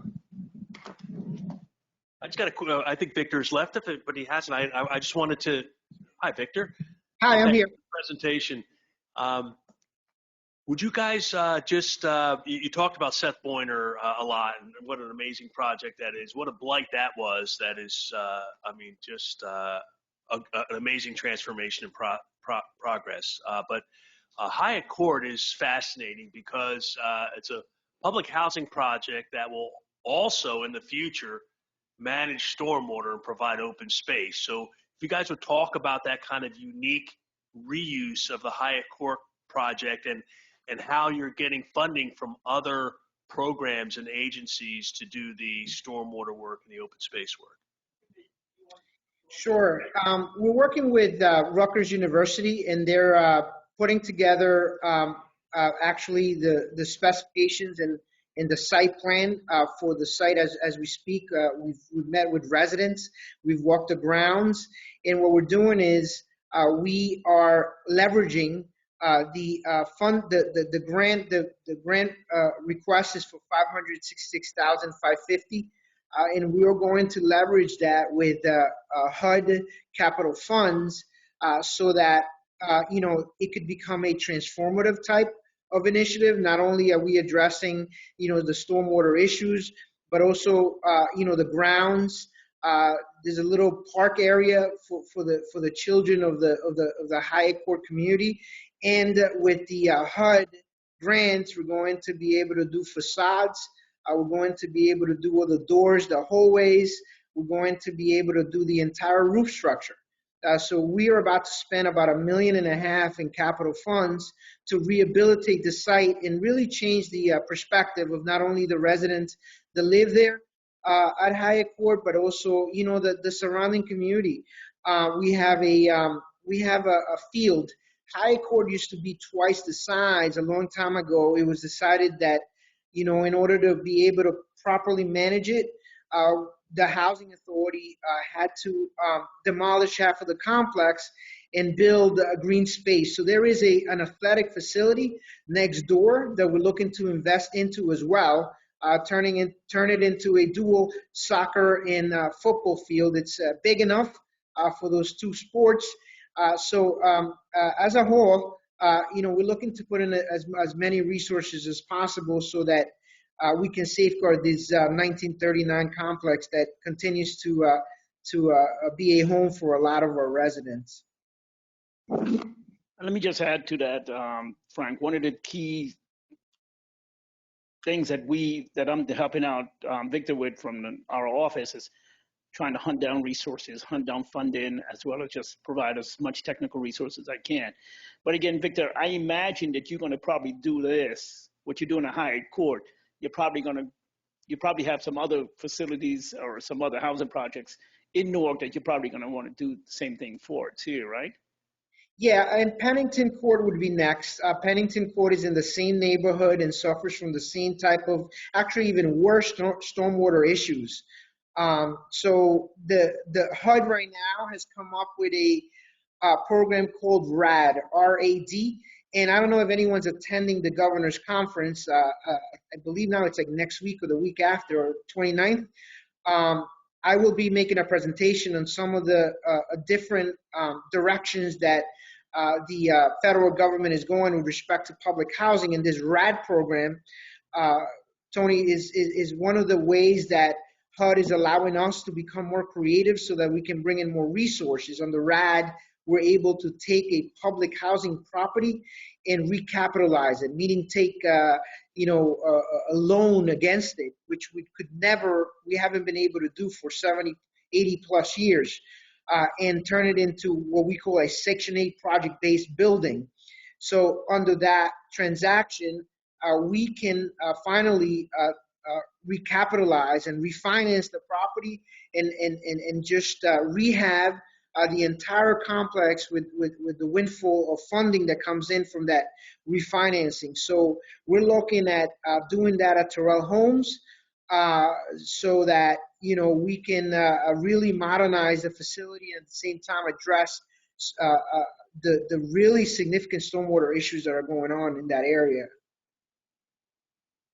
Okay, and like I've always said, I'm here, so whenever you want to put me in those other projects, don't hesitate. Thank you. All right, thank you, everybody. If anybody has any questions for Victor, please let us know. We'll pass them forward. Just trying to keep to our agenda. Just really quick, I just wanted to make a reminder to everybody that one of the reasons we do this programming is, to stimulate a conversation and ideas about brownfields and how brownfields can touch upon other issues and other parts of redevelopment. And, you know, we try to bring you speakers, and my team and I spend a lot of time trying to get interesting speakers for you guys to stimulate ideas about what you can do in your own communities, and how we can have brownfield redevelopment touch on things like, you know, urban housing and resiliency and stormwater and flooding, urban parks. We talked about food deserts last time, living shorelines, landfill redevelopment, green energy, you know, leveraging funding for other types of projects, and neighborhood stabilization, and really just about the domino effect of what these projects can do for the communities that we're working in. And we're always looking for new ideas too, from anybody out there who has an idea about how we can, you know, tie brownfields into other types of improvements for the state and the community. We're going to take our break, and when we return, use your mic, Tone. Grab your mic. Grab your mic, please. And to develop these kind of partnerships with the local folks, I think that's one of the key, you know. Yep. Collaborative efforts is really key to the work we're doing, and we try to highlight that with the partners that we bring in to speak. We're going to talk about resiliency when we return from our break. If everybody could return here, approximately, we'll go a little forward, about 10:45, and we're going to hear from Carly Foster from Arcadis talking about brownfields and resiliency in New Jersey. I just moved it to 10:45. So 10:45, we'll be back, and we're going to hear from Carly Foster. Thank you, everybody. See you in a few.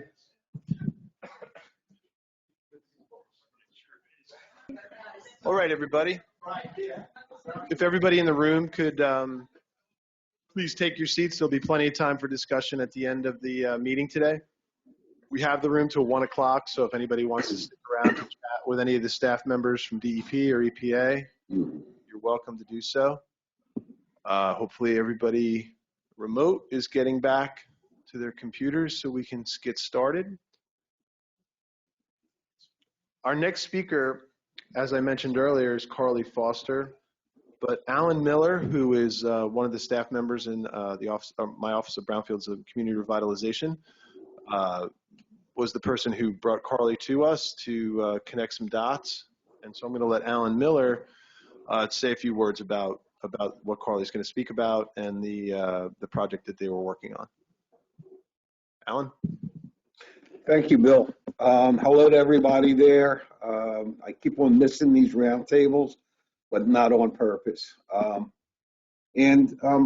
like to start by introducing who I am to those that don't know me. I am the CCI liaison to both Jersey City and Bayonne.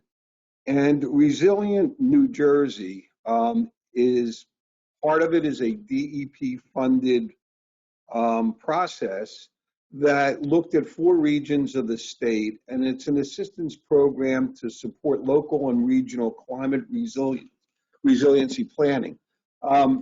Both Bayonne and Jersey City, as well as Newark, and Tony was involved with some of the discussions. We got involved in this, and over the years, I've come to really appreciate Carly and her team. Carly is a team leader from Arcadis, and they're doing great work in what is called the Northeastern New Jersey region of Resilient New Jersey. And they've really given that region of the state a introspective look as to how these communities can plan for resiliency and the onslaught of climate change, since these communities are very affected by what happens around them. On a personal note, Carly and I have never been able to connect in person, but you know, this may be one of the greatest friendships that you know, have happened totally remotely. So with that, I guess I'll turn this over to Carly and thank her as well as everybody in the room. Thank you so much, Alan. And earlier, Bill was talking about partnerships, and I think that Resilient New Jersey and the role of CCI and the Brownfields office in this partnership is really kind of a best practice and what I think that we're looking for in the resilience space, because we really require all parties to have a seat at the table to tackle these issues. And through this presentation, I think you'll begin to see why. Victor and Tony actually spoke a little bit earlier about some of what I'll be talking about, because you may be asking yourself, well, what is she going to talk about with this resilient transformation pipeline? And so that's really what I'm going to share. So I'm going to give you a quick overview of the project and some of the risks that we face in northeastern New Jersey. And then I'll talk about what is a pipeline for resilient transformation of contaminated sites and brownfields, and why should we think about creating one, and then how might we go about doing that. I'm really interested in your feedback on what we've come up with so far. And we'll also have a little bit of a conversation about what more is needed around data, etc. And so these are some questions for you to be thinking about while I'm speaking. You know, does this sound right? Are we on the right track here? What else should we be thinking about that we're missing in this concept? And then what would you like to see happen next, assuming that you have wild enthusiasm about these concepts? You know, how should they roll forward? I don't know how to get this to go forward.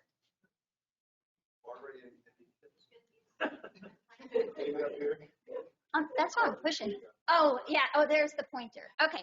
All right. So who's a part of Resilient Northeastern New Jersey? It covers the geographic area of Newark, Jersey City, Hoboken, and Bayonne, but it is a partnership between those municipalities as well as Hudson County. And then there are two community-based organizations that are a part of this partnership.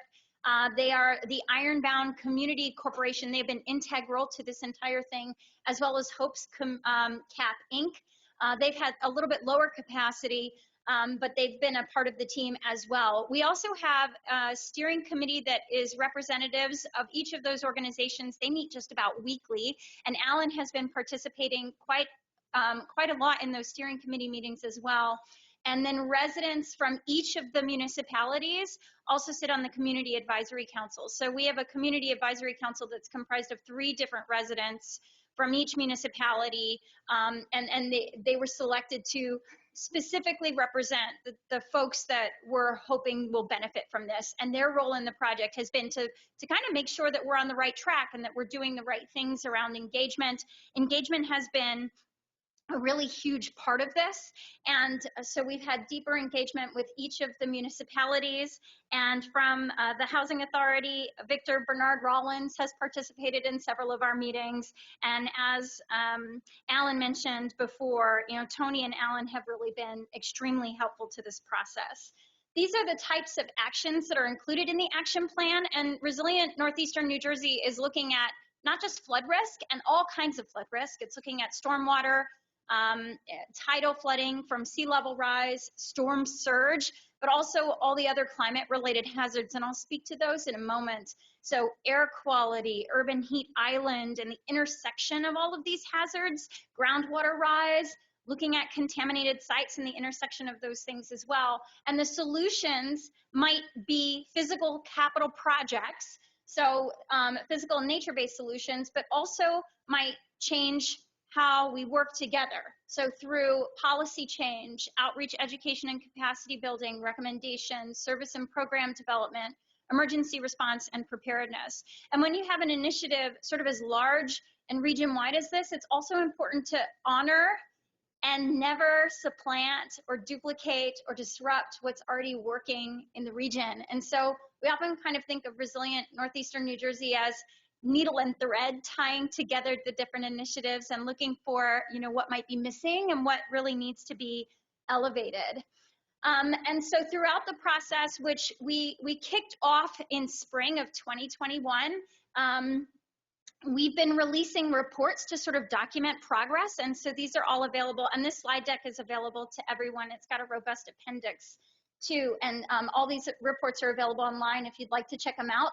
But as we were hearing from members of the public and as we were completing our assessments, we wanted to kind of post our progress and where we were at each of these decision milestones to make sure that we were on the right track. So vision and priorities were developed from the spring to the fall of 2021, and we released that report in the fall of 2021. And prior to that, we released our About Our Region report, which was sort of the context within which we were working. And then there were 3 major risk reports. We developed scenarios, which are sort of a battery of options that might help us address the risks. And then later this week, we'll be releasing the draft action plan for public review. And then after that, we call that phase 2.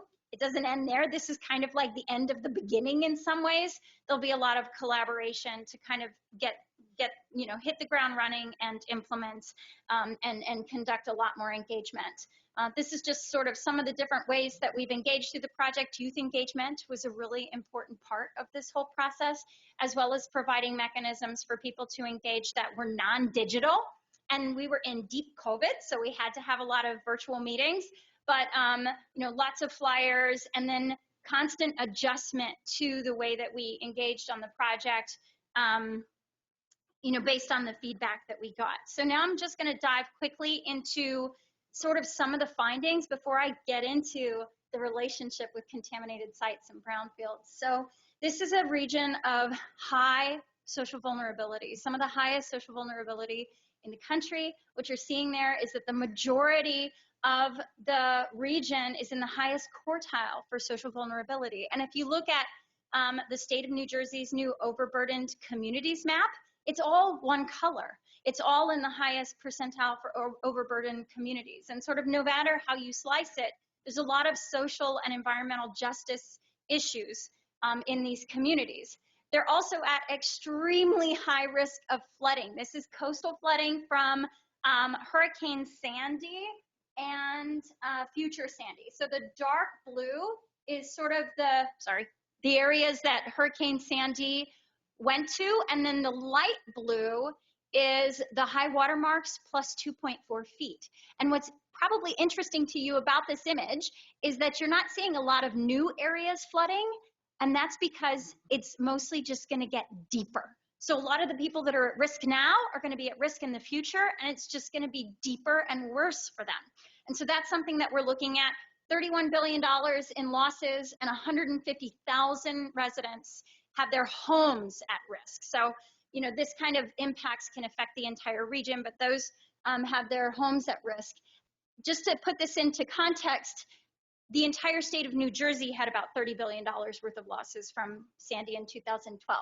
This is risk of high tide. The green is really interesting because these are sort of low-lying areas that may be impacted because of, raising high tide. We have currently $2 billion in replacement value of properties at risk to high tide with 2.4 feet of sea level rise. I'm going to get back to kind of these green areas and the concept of groundwater rise in a moment. And this map is a major rainfall event. So, and you're going to see light blue and then dark blue again. There's almost no dark blue because it just sort of gets deeper. But this light blue is basically Ida. Ida was about 8.4 inches over 24 hours on the Newark airport. If that 8.4 inches fell region-wide, that's what you're looking at. And you're not seeing a lot of areas that are not at risk. We also did an Ida after action report to correlate 911 calls with our modeling, and it was very high correlation. The 911 calls were everywhere, all over the place. It was really fascinating. But you're looking at about $6 billion in losses from a heavy rainfall event like an Ida. But the interesting thing is the reason that that's a lower dollar amount than Sandy is because it's not as deep.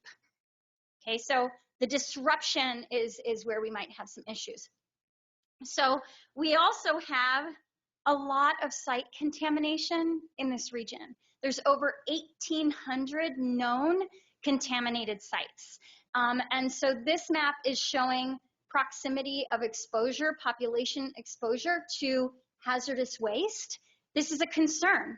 These sites have posed their own risks to communities. There's a lot of incredible work that's underway to help address it, but there's an intersection between these sites and the changes that climate change brings as well. So, you think about coastal flooding, we think about groundwater rise. And so it was important to us to begin to have an understanding of what happens when sort of all of this site contamination and the different types of contamination, you know, site, as you all know, it's not all created equal. What happens when groundwater rise interacts with some of these contaminants, and so on and so forth. So we thought, you know, there haven't been any major studies on this. There's no kind of major risk assessment to clarify what the implications might be. And there also is not a huge amount of academic activity around this just yet. It's emerging. Actually, some of the folks that worked on this project were folks that had written the articles about the intersection of climate change and site contamination. So we thought, you know, why don't we do a water table analysis, and we'll look at all the USGS data. They have a lot of data. We're going to look at USGS data, and we're going to compare that to that water table data, and we're going to kind of compare that to sea level rise, and we're going to think about which sites are really at risk.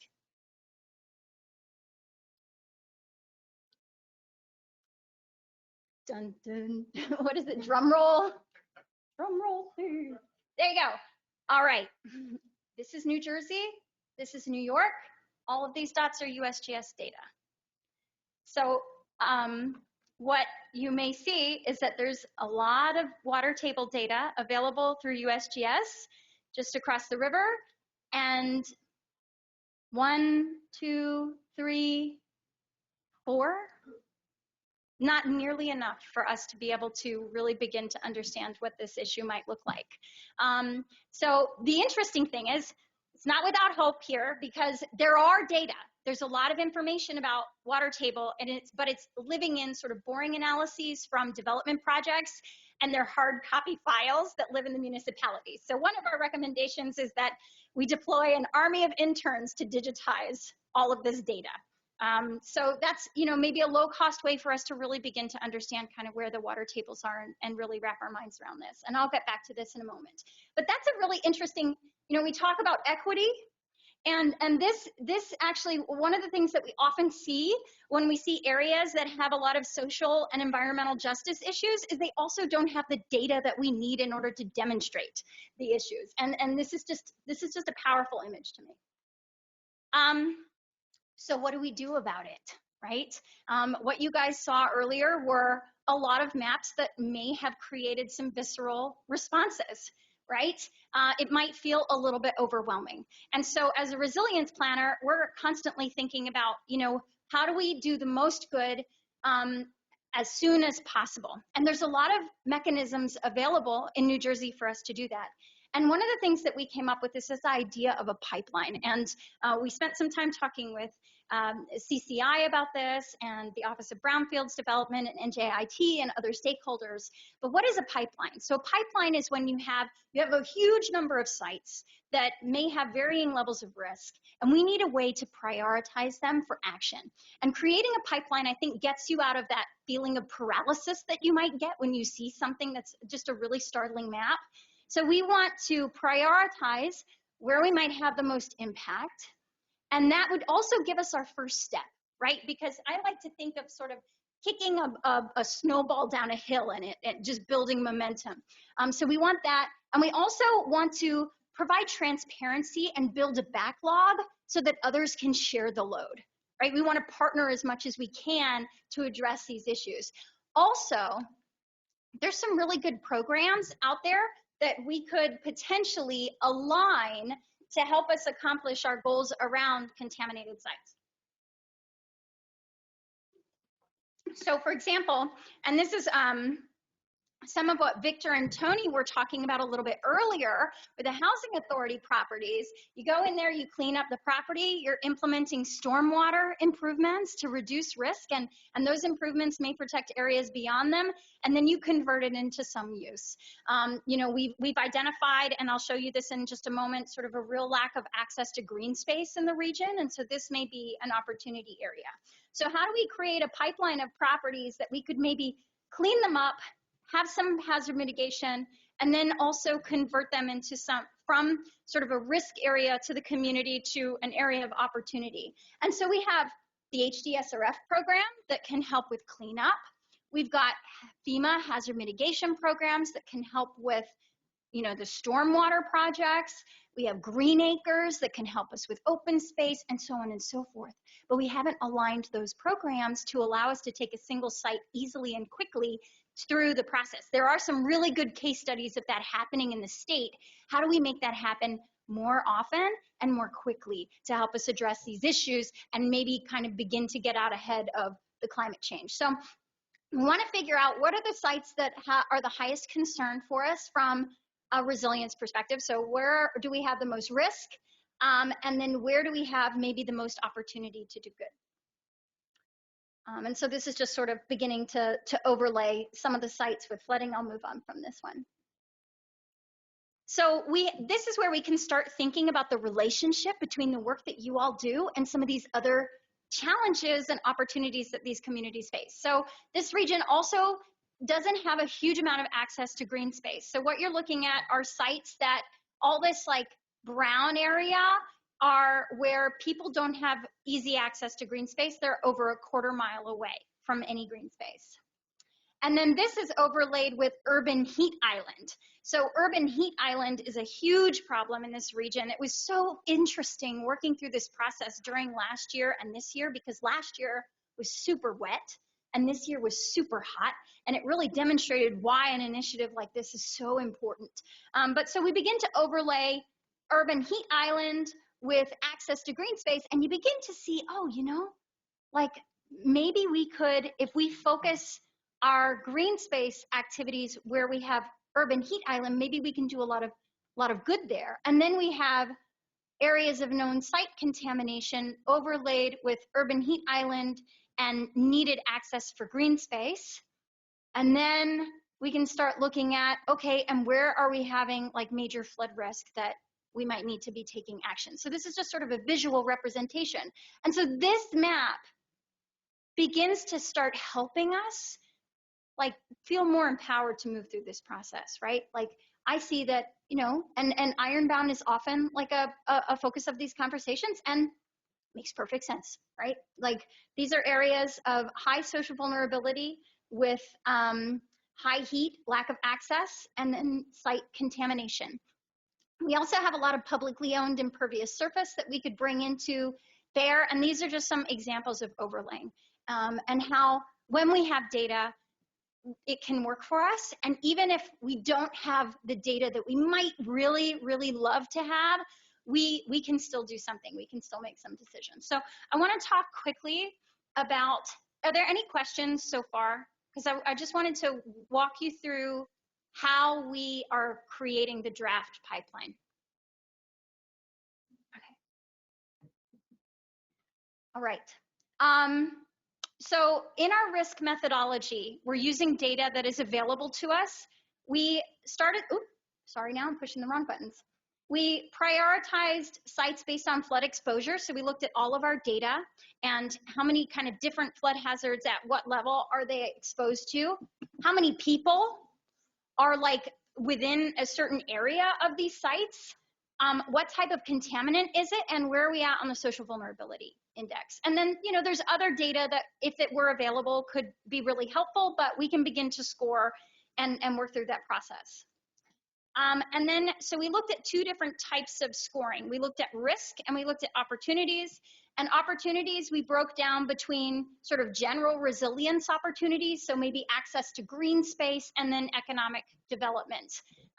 So site status, sort of where is it in the process, which actually could be, you know, that's sort of an informer because it could be both an opportunity and it could heighten or reduce opportunities for action just based on context. Flood exposure, community exposure, we also talked about this. Inclusion in the brownfields inventory, social vulnerability index, distance from green space, and whether it's in a redevelopment area. For economic development, we're looking at a lot of these same factors, but also looking at whether or not the site is in an opportunity zone, in an urban enterprise zone, and then based on the municipality, there are other factors that we can use to kind of strengthen the pipeline. And so these are the recommendations that we currently have in the plan for consideration for the state to act on in the near and long term, as well as for the counties and the cities and community-based organizations. So I think chief among them is to really be supportive of the idea of creating this pipeline, because we think that this is, instead of everything just having to feed up, right? The state is also party to, even more so than you are now, in this prioritization process and sort of allowing things to happen more proactively. And I think that also building a pipeline would help to communicate more thoroughly the amount of funding that might be needed from Congress and others to help encourage resources in this space. We're also looking for, identified opportunities for data improvements. And then from counties and cities, obviously their support in continuing to prioritize these sites and build the pipeline. We have a draft pipeline for northeastern New Jersey, and we're sort of cleaning the data, because data that do exist are not, they're not perfect. So we have to have that we have to comb through it with the municipalities and make sure that we got it right. And then in the long term, we are recommending sort of more research in this space, and that the state consider either funding maybe at the region level or at the state level a climate risk assessment for contaminated sites to really illuminate what might be the consequences, and put those out there. So and then if you have questions, I'm happy to answer them. Does anybody have any questions in the room? Nope. Does it sound right? Is it? Okay.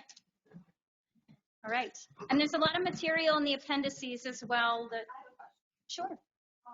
My name is Margaret Morris. I'm just a grant consultant, and I have a question. Is Arcadis a nonprofit? No, we're a design and consulting firm. Okay, so you all engineer that. This is data that your engineers have produced. Yes. However, everything that we have done belongs to the region, belongs to the state. There's no data or analysis or anything that we will keep from anyone. Yeah. And we're working with the state to figure out how to kind of put it all up somewhere. Mm-hmm. Yeah. No, it's just phenomenal information. And this is actually part of the plan that's being published. So the whole methodology will be on the website as well, and it's included in the appendices. And we also go through in the appendices, if you're curious, we walk through the data that we went through, and we define everything that we're talking about, because different words mean different things to different people, but all the data sources that we looked at, and any limitations that we identified, because we believe the dream of the resilience planner is that the ideas you share grow legs and walk out the door, so we want more people working. And I just want to touch on your point to the digitizing municipal records. That is extremely important, and there's currently no grant programs out there for that, something like that. And there's, national records of historical significance, nothing for any municipal level, which is really, really important, especially moving forward for climate change, things like that. Yeah, it's funny because it's not as attractive, I think, to fund, but the complete accurate current data is the root of all wise decision making. And so that's something that I'm always kind of pushing. Thank you. Thank you. Anybody else? Questions? I can comment on some of what Carly talked about. One of the things that we've been working on, as I mentioned earlier, is just the nexus of brownfields and the outcomes and opportunities associated with it, right? And climate resilience is certainly one of the things that we can do, build into the redevelopment projects. As most of you know, many of our redevelopment projects are waterfront, because that's where our industrial revolution history all began. And so when we have opportunities to elevate the land, do living shorelines, control our stormwater, put solar on the roof, we can do all these things in these redevelopment projects that we're working on. And to Carly's point, it's just about getting the right people in the room to have those ideas, to think about what can be done, and the collaborative effort. One of her recommendations was to improve the brownfields inventory. We had worked previously to do brownfields inventory in our 12 CCI cities. we have continued that project somewhat because of the work that Carly has done to include several of the cities that she was working with. And I'm happy to report that in the very near future, we are hoping to publish probably 15 to 20 additional cities, adding it to our Brownfields inventory, which is a GIS layer that's publicly accessible through our Brownfields webpage at DEP, as well as the community asset map that is hosted by the Department of Community Affairs. The community asset map we've talked about here in the past is just a large inventory of data that is geographically accessible and makes it very user-friendly and very interesting to look at. So that is something that we're hoping to get out to the public soon, some additional cities. And I would like to thank Carly for the work that you've done and for your presentation today. Thank you. I mean, obviously, it's a group effort. Yep. Carly just indicated it's a group effort. But yeah, we thank you for your presentation today. Carly, we actually had a question for you from the chat. From Samantha Waldron. She said that she loved your presentation and how can LSRPA, BCON, and NJ SWEP help? Yeah, she's coming back to the mic. That's awesome. We should connect. Like, I think that this is something that I would really love to see come to life in a very real way as we move into phase 2, because I think it could have a lot of impact. So would love to share my contact information and also with, we should get sort of maybe a focus group together on this. That'd be great. That's something that we were thinking about for next year. All right, Alan Miller, you heard Bill, that. I have one more question too. Yes. For Carly. Carly, is the Southward Environmental Alliance involved in, are they part of this? Southward Environment, I think so. With Kim Gaddy? Yeah, we have. So we've been conducting engagement with community-based organizations and neighborhood associations as well. And I'm actually, one of my colleagues that has been leading engagement is on the line. Megan? Is she able to speak though, Rachel? I can get back to you. Yeah. Okay, because that's an organization that is just as vocal as the Ironbound Corporation, and they would definitely like to be a part of that if they're not. That's great. One of our recommendations from Resilient New Jersey is that the different municipalities create what we're calling resilience committees, and that those committees sort of can coordinate, because we need to kind of coordinate a lot of stuff, right? And then that can also feed into the region, and then that can connect into the state's interagency council on climate change. And so we can kind of take the needle and thread and get them all together. Okay.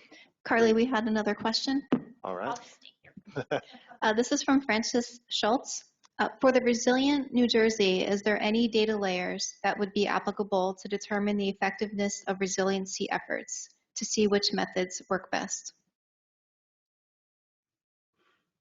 So we've done quantitative risk assessments where we've looked at direct physical damage, displacement, lost productivity, and a whole host of sort of impacts. And it's looking at risk as it is now. It would not be a stretch for us to be able to kind of, and this is something that we looked at when we did the scenario, we call it scenario 0, where we took all the work that we know that is already happening in the region. And we said, what kind of impact is this having on risk now? And so we did quantify some of that. I think it's going to vary depending on the project. It's really easy for us to do it with things like green infrastructure and anything that is going to have energy related benefits. We can quantify those benefits all day long. We can quantify the risk benefits all day long. I think we need a little bit more on a little more research, as I mentioned before, related to the interplay of site contamination and climate change. Did that answer the question? Okay. Hi, everyone. Can you all hear me? Yes. Yes. Yeah, this is Megan Bushel with Arcadis. Just to the former question about the South Ward Environmental Alliance, actually someone from that organization is one of our very active community advisory council members. And we've also had a lot of other engagement from South Ward community groups, and they have a lot of excitement, particularly about youth engagement and some of the things that were talked about earlier in the room about bringing youth into planning processes earlier on and jobs training. So we've had good engagement from that area. Yes, great. And I really appreciate that, because if not, Kim Gaddy would really come down hard on me. If you had said, I'm sorry, if you had said Kim Gaddy, I would have known, but I sometimes lack organizational awareness. All right, Rachel, anything else? Yep, we have another question from Joe Hawkrider. For Resilient New Jersey, how much of the ocean and bay coasts will be evaluated over time? How much of the ocean and bay coasts will be evaluated over time? That's a great question for the state. Because we're recommending that this be reevaluated every 5 years for the region. We've gotten a lot of feedback from neighboring municipalities that they wish they had been included, but these are pilots, and there were 4 of them. There was also Raritan River and Bay communities, which is that was 7 municipalities in Middlesex County, Long Beach Island, and Atlantic County.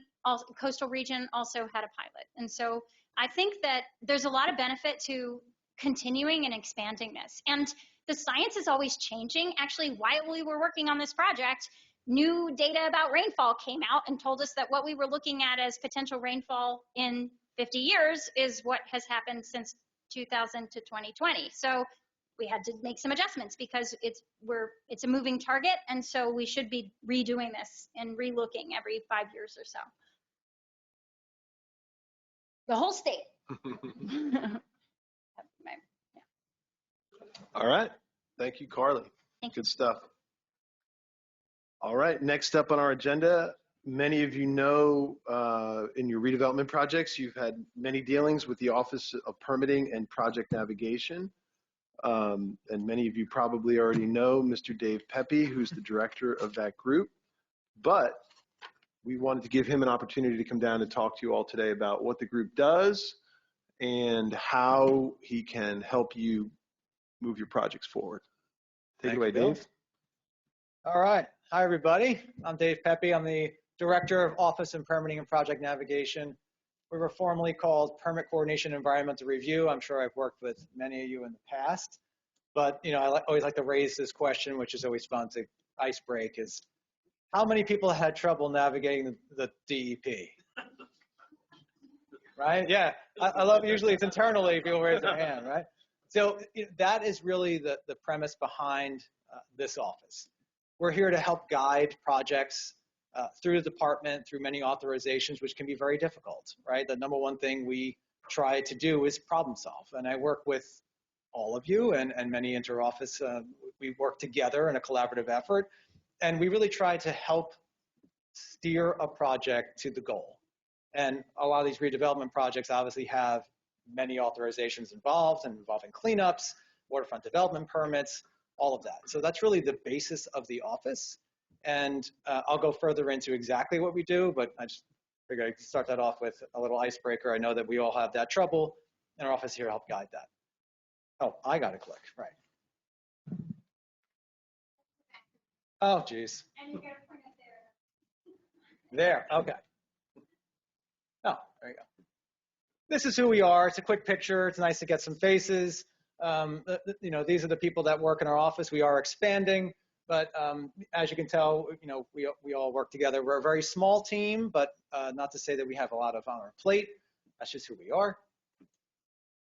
And really, what is it? Oh, let me go with this. So, we coordinate and facilitate high priority projects for the state. What that means is, we report directly to the commissioner. So any high priority projects get funneled through our office. Doesn't mean that it's through anyone, right? So all it takes is a question or an email or a checklist, and we'll get you in, right? And it usually just starts with just a simple question. And then also, we specialize in sustainability, resiliency, restoration, focusing on, solar, offshore wind, battery storage, landfills, urban redevelopment, restoration, and our priority projects are flooding, water quality, and environmental justice. Those are really what the projects we're currently working on. And remember what we've all talked about, just before, we're talking about, groundwater contamination, CSOs, stormwater mitigation. These are all the projects that we steer in the right direction and hopefully get you to that goal. I know we use that term collaborative a lot at the department, but that's really what our office helps to do. As you can tell, all these projects involve not just one authorization, right? So we not only take the department authorizations, but we also do interagency. You might have DOT issues, you might have EPA issues, you might have Army Corps issues. So we bring all those people to the table. We get the first review and we realize who needs to be in the discussion, and then we collaborate together and make sure the discussion happens. So really what we work on is we work on, evaluate the impacts. Can you avoid, minimize, and mitigate? And then we offer the consultation, right? So sometimes it's maybe just me that is in the room, or it could be one of our staff, but we get you to at least think about what we were hearing about before. Can you minimize your stormwater impacts? Do you have an option to get, clean up your contamination? What's going on top of that redevelopment? Is capping the only issue you got? So we hope to, it's almost like a brainstorming event. And then after we brainstorm, then we look at, well, what permits you need to get there, right? So I think it's critical that we help avoid costs. It's possible we can help redesign a project. Many times I've worked, with Bill, Frank, Alan on some projects when they first come into us, it's a completely different project by the time it gets out the door, right? It just takes a couple brainstorming events to say, have you thought about moving outside of the wetlands, or have you thought about providing green space or solar on top of the roof? And environmental justice, right? So obviously we know that a lot of these areas are in overburdened communities. Our office is right now in charge of overseeing all projects that involve the environmental justice law or trigger the administrative order 2021-25. And our office helps guide those projects, right? So the key point of environmental justice, obviously, is the major sources of air pollution. We look at sludge processing facilities, sewer treatment plants over 50 MGD, transfer station, your landfill redevelopments, and medical waste incinerators. We also oversee offshore wind. Obviously, a priority with the state of New Jersey right now, but obviously the redevelopment's not going to be part of offshore wind, but I just figured I'd tap on that we are also overseeing offshore wind projects. Now, really, it comes down to what does that mean for your redevelopment projects? So all the redevelopment projects require usually some pretty heavy authorizations from the state, and not just the state, federal requirements. What we help to do is, if you fill out our readiness checklist, which is available online, and really what that is the concept. Right? What do you want to do? And it might be involving your local entities. It might be a project from CCI itself. And then after that checklist gets to us, we evaluate, start to look at those impacts, and then we start thinking about ways that we can help improve and navigate you through the department.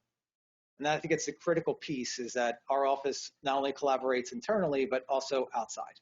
So we will bring in local engineers. We'll bring in the stormwater engineer from the town. We'll bring in, maybe a zoning issue or a DOT issue. And we help bring everyone to the table at once to have that initial discussion.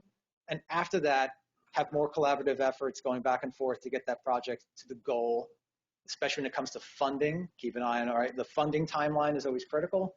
And we'll bring in municipal finance. Maybe you have a nice, green infrastructure project. Municipal finance is, usually they tell me, wants to give that money away, right? So we help to make sure that can happen. And we've had some great success, and we're always improving. We're looking for improvements. But I hope that you utilize our office to help guide these major redevelopment projects, working with Brownfields, working with CCI, and also, more importantly, working with outside agencies that can be tricky, right? We all know it can be a difficult task. And I hope that helps answer some of your questions. I'm up here. Any questions? Oh, it's always good when there's no questions. That was so clear the whole time. Yeah. Well, while we're seeing if anything comes in online, but Dave's been a great partner, him and his team, to the Office of Brownfield and Community Revitalization. And one of the things that Dave touched upon that we in the redevelopment community always touch upon is time. And certainly these pre-application meetings that his office hosts are tremendous value to anyone who's thinking about trying to get a large project off the ground, or even a small project, because the snags when they get hit late in the game are always more costly, more devastating to the investors who have already signed on to the projects. So, we strongly encourage any of the communities out there listening, or any of the private developers or attorneys who are listening, to get in early, ask questions early, and everybody will be in a better place later with the timelines are being met. So exactly. I always make that joke that you can submit something on a napkin and I'm going to look at it. If there's a plan, you have an idea, I always say just start with the question, because the earlier you ask that question, the earlier you can get an answer, and it saves you money. And I'm happy to do that. Done it in the past. I do it and continue to do it. And we're not fee based. There's no charge. You can email me, fill out the checklist. There's no fee, right? I'm here to help look at that concept. And I have literally had people submit things on a napkin, and I will look at it. And always, it's always nice to work together on a project, especially these major redevelopment projects that need a lot of input early in the process. David, we had a question. To what Bill and Dave were saying. Get your bad news from DEP early. Yeah, right. Or other agencies, but get your bad news early. Like, how many permits? What is your project subject to, right? And there might be wetlands on a landfill that you had no idea about, right? But that's going to be another hurdle, right? And I've had a very productive working relationship with Dave and his program. A lot of the economic development projects, people see Camden going vertical, right? Well, and we had a lot of money from EDA that came in a hurry, and we had to work on a lot of priority projects at once, and they all went through Dave's office. So if you want your project, these are difficult projects, they're complicated, multimedia, get in early.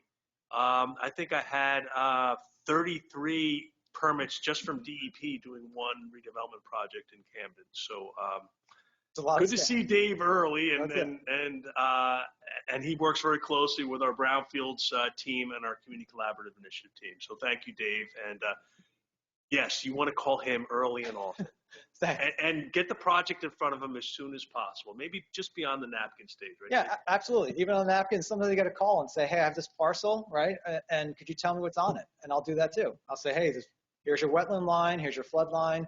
And at least that gets you an idea of where you can put your building, where you put your green space. And happy to do that to help anyone out. Question? Yes, we had a question from Joe Hawkrider. So where does your office reside within DEP, and how is it connected to the Brownfields office? So our office is directly under the commissioner, and how it relates to Brownfields is I make sure that we talk, right? And that's my job of this office. It's overseen by Commissioner LaTourette, but our office is to funnel it out, right? So I'll get a project, I'll do a quick review, and if it's a Brownfields, I walk down and I go let them know, right? That's how we have a collaborative effort throughout, not just Brownfields, the whole department. So it's every program in the department we will reach out to and make sure that those answers get answered.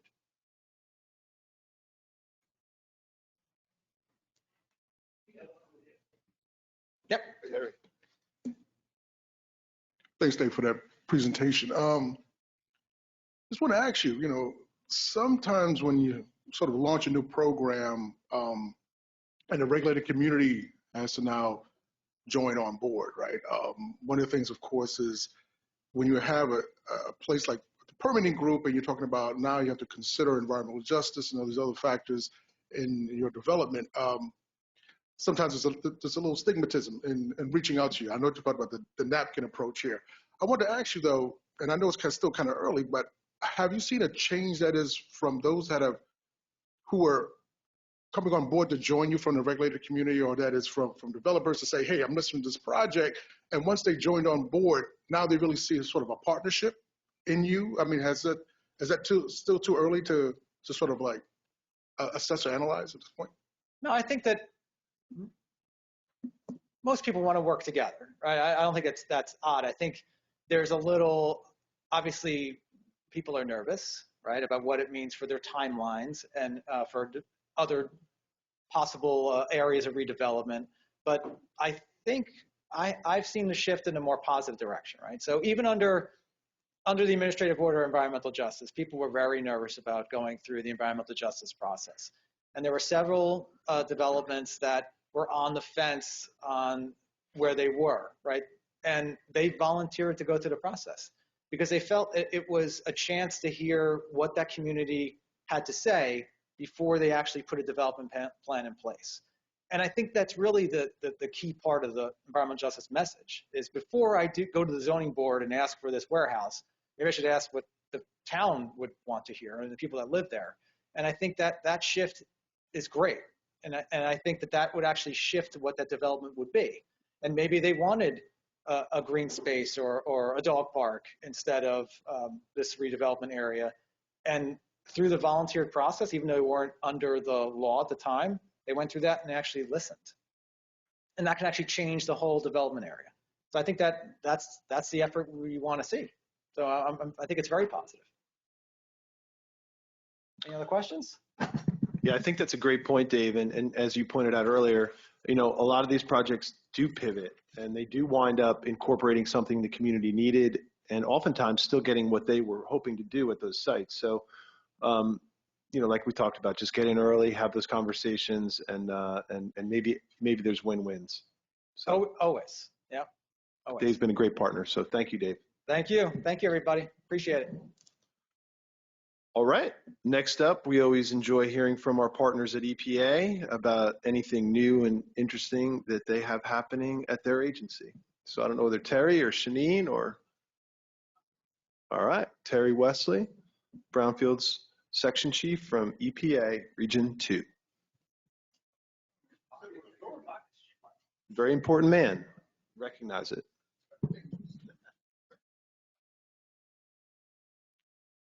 Once again, Bill has me right at the time before folks go to lunch. So hopefully I'm going to whet your appetite before you get out.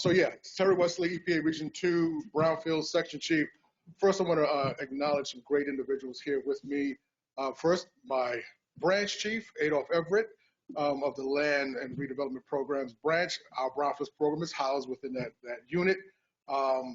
He's a great individual, a great guy, not just because he looks like me, but just happens to be that on his own. But also we have some great staff here. Shanine, of course, is here with us. Thank you, Shanine. We also have two new members of our team, and that is Ashita Patel and Patrick Peck.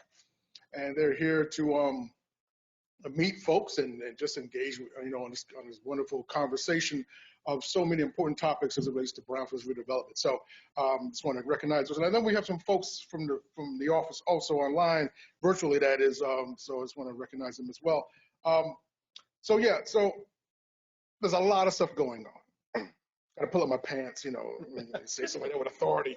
But the fact of the matter is, what I like to do here is to really just go a little bit into some of the background, just to give you guys a quick perspective and then get into some of the meaty stuff, right? Which is, ever since the Biden administration came on board, there's been a series of important executive orders and legislative actions that have taken place.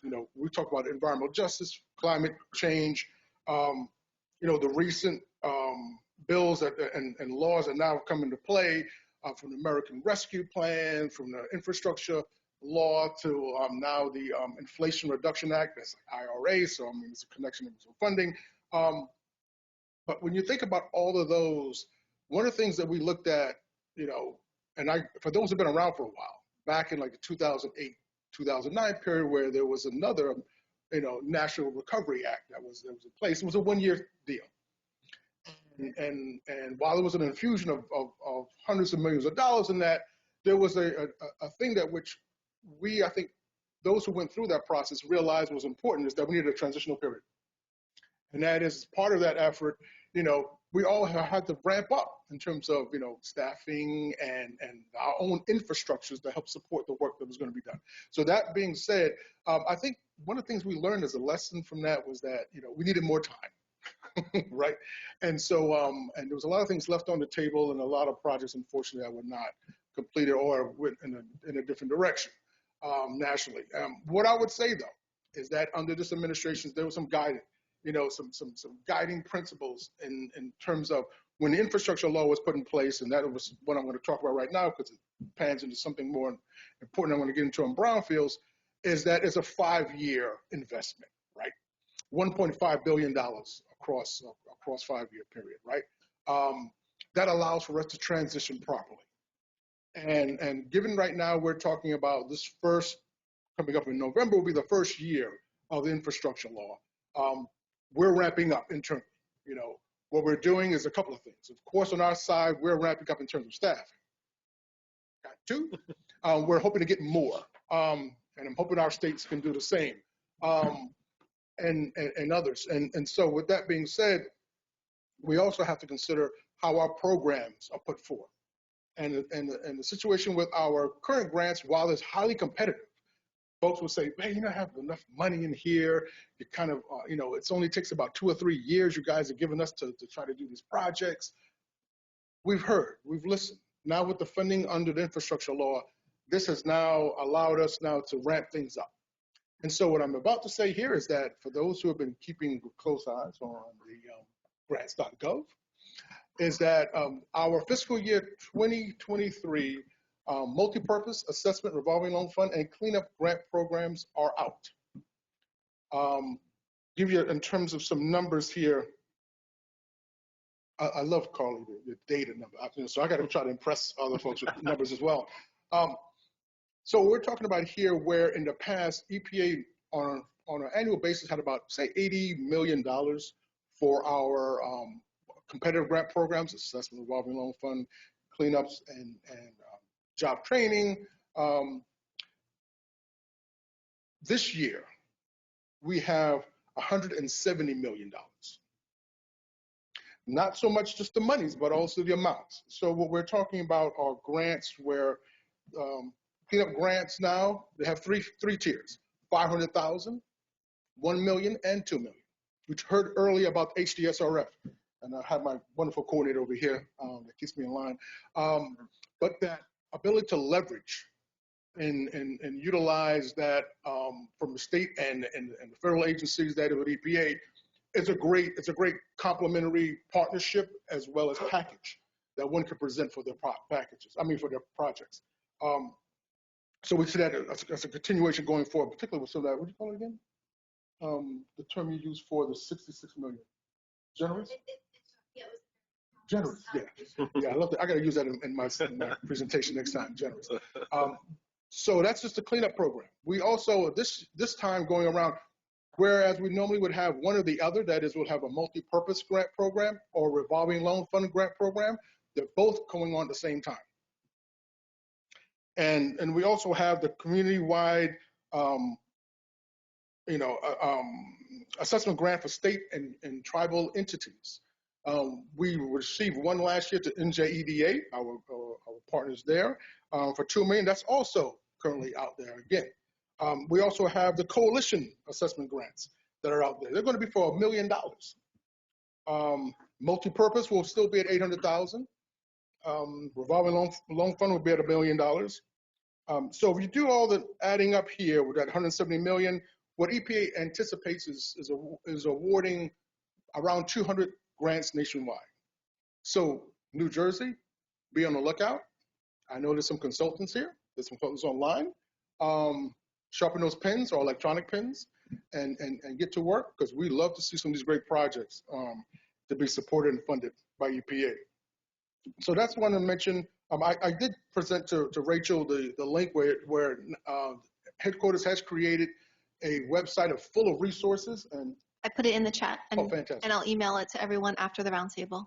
Right, it's on EPA's Brownfield site, and you guys can go in there, and it has a whole host of tips and tricks and other elements that are part of that. I would say that what's going to happen very soon is that the national program is going to have a series of webinars. There's going to be 3 of them, September 29th, October 4th, and October 6th. That's also on that same page. Just want to just echo it out here to really start considering getting on your calendars. That's really where they really go in depth to those guidelines. So for folks' benefits, that's going to be very important. As well as I will also note that the New Jersey Institute of Technology, they're our technical assistance to Brownfield's community grantee. They also are a resource at this period.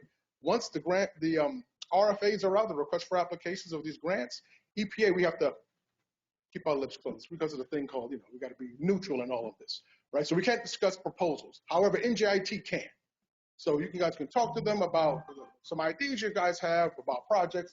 Be on the lookout for them. Colette as well as Sean Vroom are 2 individuals that you can contact through the NJIT tab contact off their website, as well as, I believe, Bill, you have their contact information. If not, we can get it to you. Yeah, we can get it. Okay. So and then lastly, on our end, we're going to be hosting our own. We're going to have some, that we're planning on doing in the Caribbean. We're also seeing how we can identify locations both in New Jersey and New York. I think we're focusing on southern New Jersey. Shanine, that's the latest and greatest, right? So where we're going to be, as soon as we have that information together in terms of location, we're going to present that to you guys, Bill, and then we could have it, disperse to folks. So that's one thing I wanted to mention, Shanine, the folks. And did I miss anything on the 23 announcement? No? Good. I will also note that the job training one is currently, that has ended, and we're actually in the process of reviewing applications. So I know Shanine is overseeing that as our job training coordinator, and the folks are reviewing, both Sheeta and Patrick. So we're in that process currently right now. And I'm not sure when the time frame is, but in terms of when announcements are going to be made about selected. So around February will be the time frame for announcements. Great. So that's it. So once again, the messaging here is that we're beefing up staff. We got a boatload of cash. And we want to see some of these great projects move forward. I will be remiss if I didn't recognize, and this is not a joke. I mean, it really is a great partnership that we have with NJDEP. It's long-standing. I mean, I know this guy on the end, I don't know for how long. This gentleman over here, we knew from planning board days, and Bill is like a second brother to me. So we work closely, in tandem. We call ourselves with the Knights of the Brownfield table. Roundtable. Yeah. What are you laughing at? That sounds good. I made it up. No, not a joke. But we have this great relationship, and we just toss our ideas. The important thing here to note is that we are vulnerable to one another. I think it's the word we used a little while ago. Is that we don't sit here and like say, oh, EPA has this information, DEP has this, we're not going to talk. No, we really communicate with one another, and so we really let folks know that this. When you see one, you see the other. So that's what we like to make sure folks know, that the Brownfields program is not just EPA and DEP, but it's just the Brownfields program. And lastly, I just want to talk about this because it is something to be concerned about, and that is on PFAS. So I will note that what's going to be taking place is that, and those may have been watching this, those who are the eggheads, love to see proposed rulemakings. August 26th, EPA had issued its proposal to have both to designate 2 PFAS chemicals, the 2 major, PFOA and PFOS, as hazardous substances under circular. So now the gate has opened. Now, what does this mean for those out there who are environmental consultants? Well, as of right now, currently, the way we conduct our reviews of any all appropriate inquiries, that's the sort of the phase 1 equivalent, that is, of conducting, site assessments. We use a standard of ASTM 1527.13. Now there's a 21. And in 21, every 8 years they update standards. And in terms of the 21, there's a reference to emerging contaminants. But the thing about it, there's no sort of requirement to consider that in terms of the actual phase 1 assessment in terms of RECs, so that is, recognized environmental contaminants. So once we go into this realm of PFOA and PFOS now coming in as hazardous substances, now that's going to now be opened up. That has to be considered as part of that. We are now asking environmental consultants to do their due diligence. even though it may not be required, to really start considering and looking at that as part of it for any future developer. You want to make sure that they're aware of the potential for those chemicals to be on the particular sites or properties for the long term, and in terms of how they're going to address those. But clearly, once EPA now has opened this door, there's also an advance notice of proposed rulemaking that's going to open up for the other PFAS chemicals. That's going to be coming out shortly. So the thing is that the doors have swung open. We're moving on to that area of hazardous substances, of looking at these and incorporating them. That being said, then that becomes now the phase ones now take on a new element. And that, of course, gets into developers going forward and how they're going to address those, or municipalities and conducting further assessments, but also ultimately to remediation and what that could mean, depending on the standards that are being applied. So once again, everybody, EPA is just opening the door, starting us here. We are relying heavily on what the states are doing in that particular field. We know drinking water is sort of the first one out of the hurdle, but of course, soil objectives are being considered, soil cleanup objectives and others. So please start thinking about this. It was only a matter of time before it started, and now it has. So I just wanted to make sure everybody's aware of that. EPA is now in that sort of space. But yeah, other than that, I just want to say that it's great to be in brownfields. Because one of the things that I would say once again is that there is not a better program that I could find where, and I know Dave mentioned this earlier, we talked about environmental justice, climate change. I know we looked at the data, that Carly had identified. I just love that stuff. Where it's really trying to focus on where we historically have not seen folks participate in our program. That is, we look at the Brownfields program, and we can identify, we have our maps. We can show you where we've been. We have our agreements, our grants, where properties are. And like Carly showed with those USGS wells that are non-existent in that swath, there are swaths in Region 2, that we're seeing that historically have not participated with our program. So what we're doing as part of an advanced an expanded outreach effort is really to look at that. We're going to use some GIS information. Patrick and others are helping in that regard with NJIT and others. So we're looking to see how we'll be able to identify those spaces, but not just for the sake of just identifying, but opportunities for collaboration and being able to leverage and support those. So that being said, it's an exciting time. It's so exciting. I think I'm growing hair. But yeah, it's great to be in the Brownfields program. And thank you once again so much for all you guys do for us. It's a pleasure. So appreciate it. And any questions, please? I'm here to answer questions. All right. Well, thank you, Terry. And, again, we appreciate your partnership and collaboration with our federal partners. At this time, I'd like to open the floor for anyone for any topics regarding brownfields, whether it's direct or peripheral to what we do.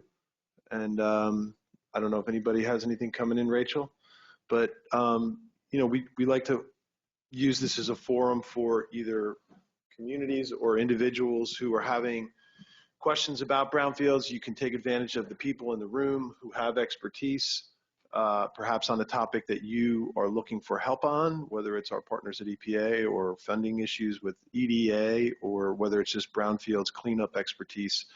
We have a lot of people in the room or perhaps in the audience that might be able to answer the question. So we encourage dialogue, and I'm going to open the floor. Carly, Tony, could you bring her mic over? Thank you.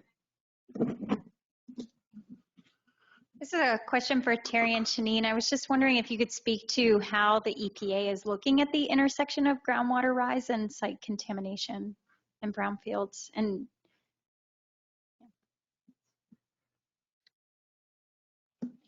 I think we're starting right now. No, seriously. So it gets back to, the unfortunate situation many government agencies do this, working in silos. And one of the things that in our program, we always try to expand that, right? Expand the tentacles. So that's why, matter of fact, while you were having a conversation, I was talking with Patrick on the side of seeing just how we be able to work in that space. So there may be where you guys are expanding maybe with Beacon and others. We may want to join you guys in some of that, if you guys don't mind. We might even bring both Patrick and Ashita in that realm. So It's looking forward. So as of right now, to answer your question, right now, as far as I know, there's not much has been done, but it doesn't mean that we do not want to join in this conversation. Yeah, just like to put that into context for people, Frank, David Haynes mentioned that Frank and I's former lives are hydrogeologists. One of the things I think that the department, including EPA, has been aware of is just, when groundwater rises, it may impact vapor plumes. When groundwater rises, it may impact precipitation of certain chemicals like chromium into buildings. And also it may just bring free product or other type of floating product into a structure that may not have had it in the past. So I do think that there is a level of awareness of groundwater rise that can impact residences or industries or properties. But I do think that there is probably a gap in the uniformity of that knowledge and thinking about it in a more regional perspective like you guys are. So, but I did want to lay some cover for DEP and for EPA that we do have some level of awareness of it, but I think the regional scale of it and through climate change is probably the new angle. Any other questions? I just wanted to add briefly, one of the neat things, if you will, that I think kind of comes about from having brownfields, and we reorganized about 3 years ago. So now you have the brownfield program under the branch. The rector has a waste program, PCB cleanup. So to the extent that you may be aware of a site that is regulated in the record, for example, and you know that there's data to be gotten, we can help facilitate that. A lot of stuff that's not easily available, maybe we can help make that available. Again, it's public information. So as you become aware of sites that may be regulated by us or by DEP, I think we can try to make that connection and provide that type of information. Anybody else? General topics?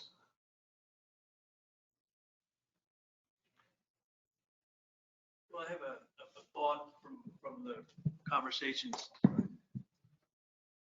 Thanks, Bill. I had a kind of thought of the kind of conversations that Terry was talking about, exciting times and 5 years of additional monies coming to the Brownfields program and the Circular program, and thinking about the projects in Newark that you heard earlier, Hyatt Court in particular. That bipartisan infrastructure law also provides 5 years of additional funding for the state revolving loan fund. So municipalities and utilities and projects that have water quality nexus for the next 5 years will have as much as $7 million in principal forgiveness because of the bipartisan infrastructure law and the way New Jersey adds to the funding. And we have an environmental infrastructure trust and a municipal financing program. And those two programs, they provided a presentation maybe 3 or 6 months ago. But when you're thinking about your projects that have many needs, large redevelopment projects, maybe there's opportunity for flood mitigation, sewer separation, resiliency, and green infrastructure we heard from Carly. Think about also that at least for 5 years, we have very generous principal forgiveness in the for water infrastructure projects, anything from gray to green to resiliency. You just need a water quality nexus, a water quality improvement. And it's your opportunity to build for the future, to manage stormwater or maybe solve local problems on your site. And so think about these other, non-traditional brown funding outside both DEP and EPA and EDA brownfields incentives in programs like our water program. And if you have any questions, feel free to email me, and we'll put you in contact with the right folks in that program. Great point, Frank. Thank you. Anybody else? Rachel, we have anything online? Yeah, we have a question in the chat from John Hogue. He said, could a water level reporting requirement be added to electronic data deliverable requirements for New Jersey or the EPA if not already, and that it would seem to provide a good and extensive statewide database? I didn't hear the beginning of that. I'm sorry. One more time, Katie. Could a water level reporting requirement be added to electronic data deliverable requirements for New Jersey or the EPA if not already? Sounds possible. Sounds like an interesting idea. So yeah, we'll put that out there. Thank you, John. Second, right? No. Anybody else, Katie, online? Nope. All right. Well, I thought this was a really informative day for everybody here. I hope you guys felt the same. Yeah, I'd like to thank my team for pulling this together and providing and thinking of the programming that we can push out to you guys. You know, I'd like to thank the speakers who all did a great job providing information that is relevant to the Brownfields community. I'd like to thank Tyrone and Anthony who made this all happen behind the scenes. I really think that the hybrid method is really working well for us here. You know, we had about 65 attendees today, so we appreciate that, and we appreciate everybody coming to hear what we have to offer. And as I mentioned earlier, we're always interested in ideas for future programming. If there's topics that anybody is interested in that you think has a nexus to what we're doing in the Brownfields redevelopment world, please let us know, and we'll try to hunt down a speaker who's an expert in that if we don't already know one. We're actually pretty much on schedule, so I know everybody always appreciates that when it's lunchtime. So again, appreciation to everybody here and online. So we look forward to seeing you guys again in December. And the room here is open for discussion if anybody wants to hang around. We have the room till 1 o'clock. And also we will leave the chat open for a little while, I guess, in case anybody has any questions that kind of filter in late. Can we do that, Anthony? Can we leave the chat open for a little bit? Okay, we'll leave it open in case anybody has any questions, and we'll get back to you. Oh yeah, do we have a date for December yet, Rachel? Do we have a date for our next meeting in December? Yeah, we haven't set a date yet, but we will get back to you. It probably won't be December 25th. That I can assure you. But other than that, I'm not quite sure yet. But thank you, everybody. Have a great day.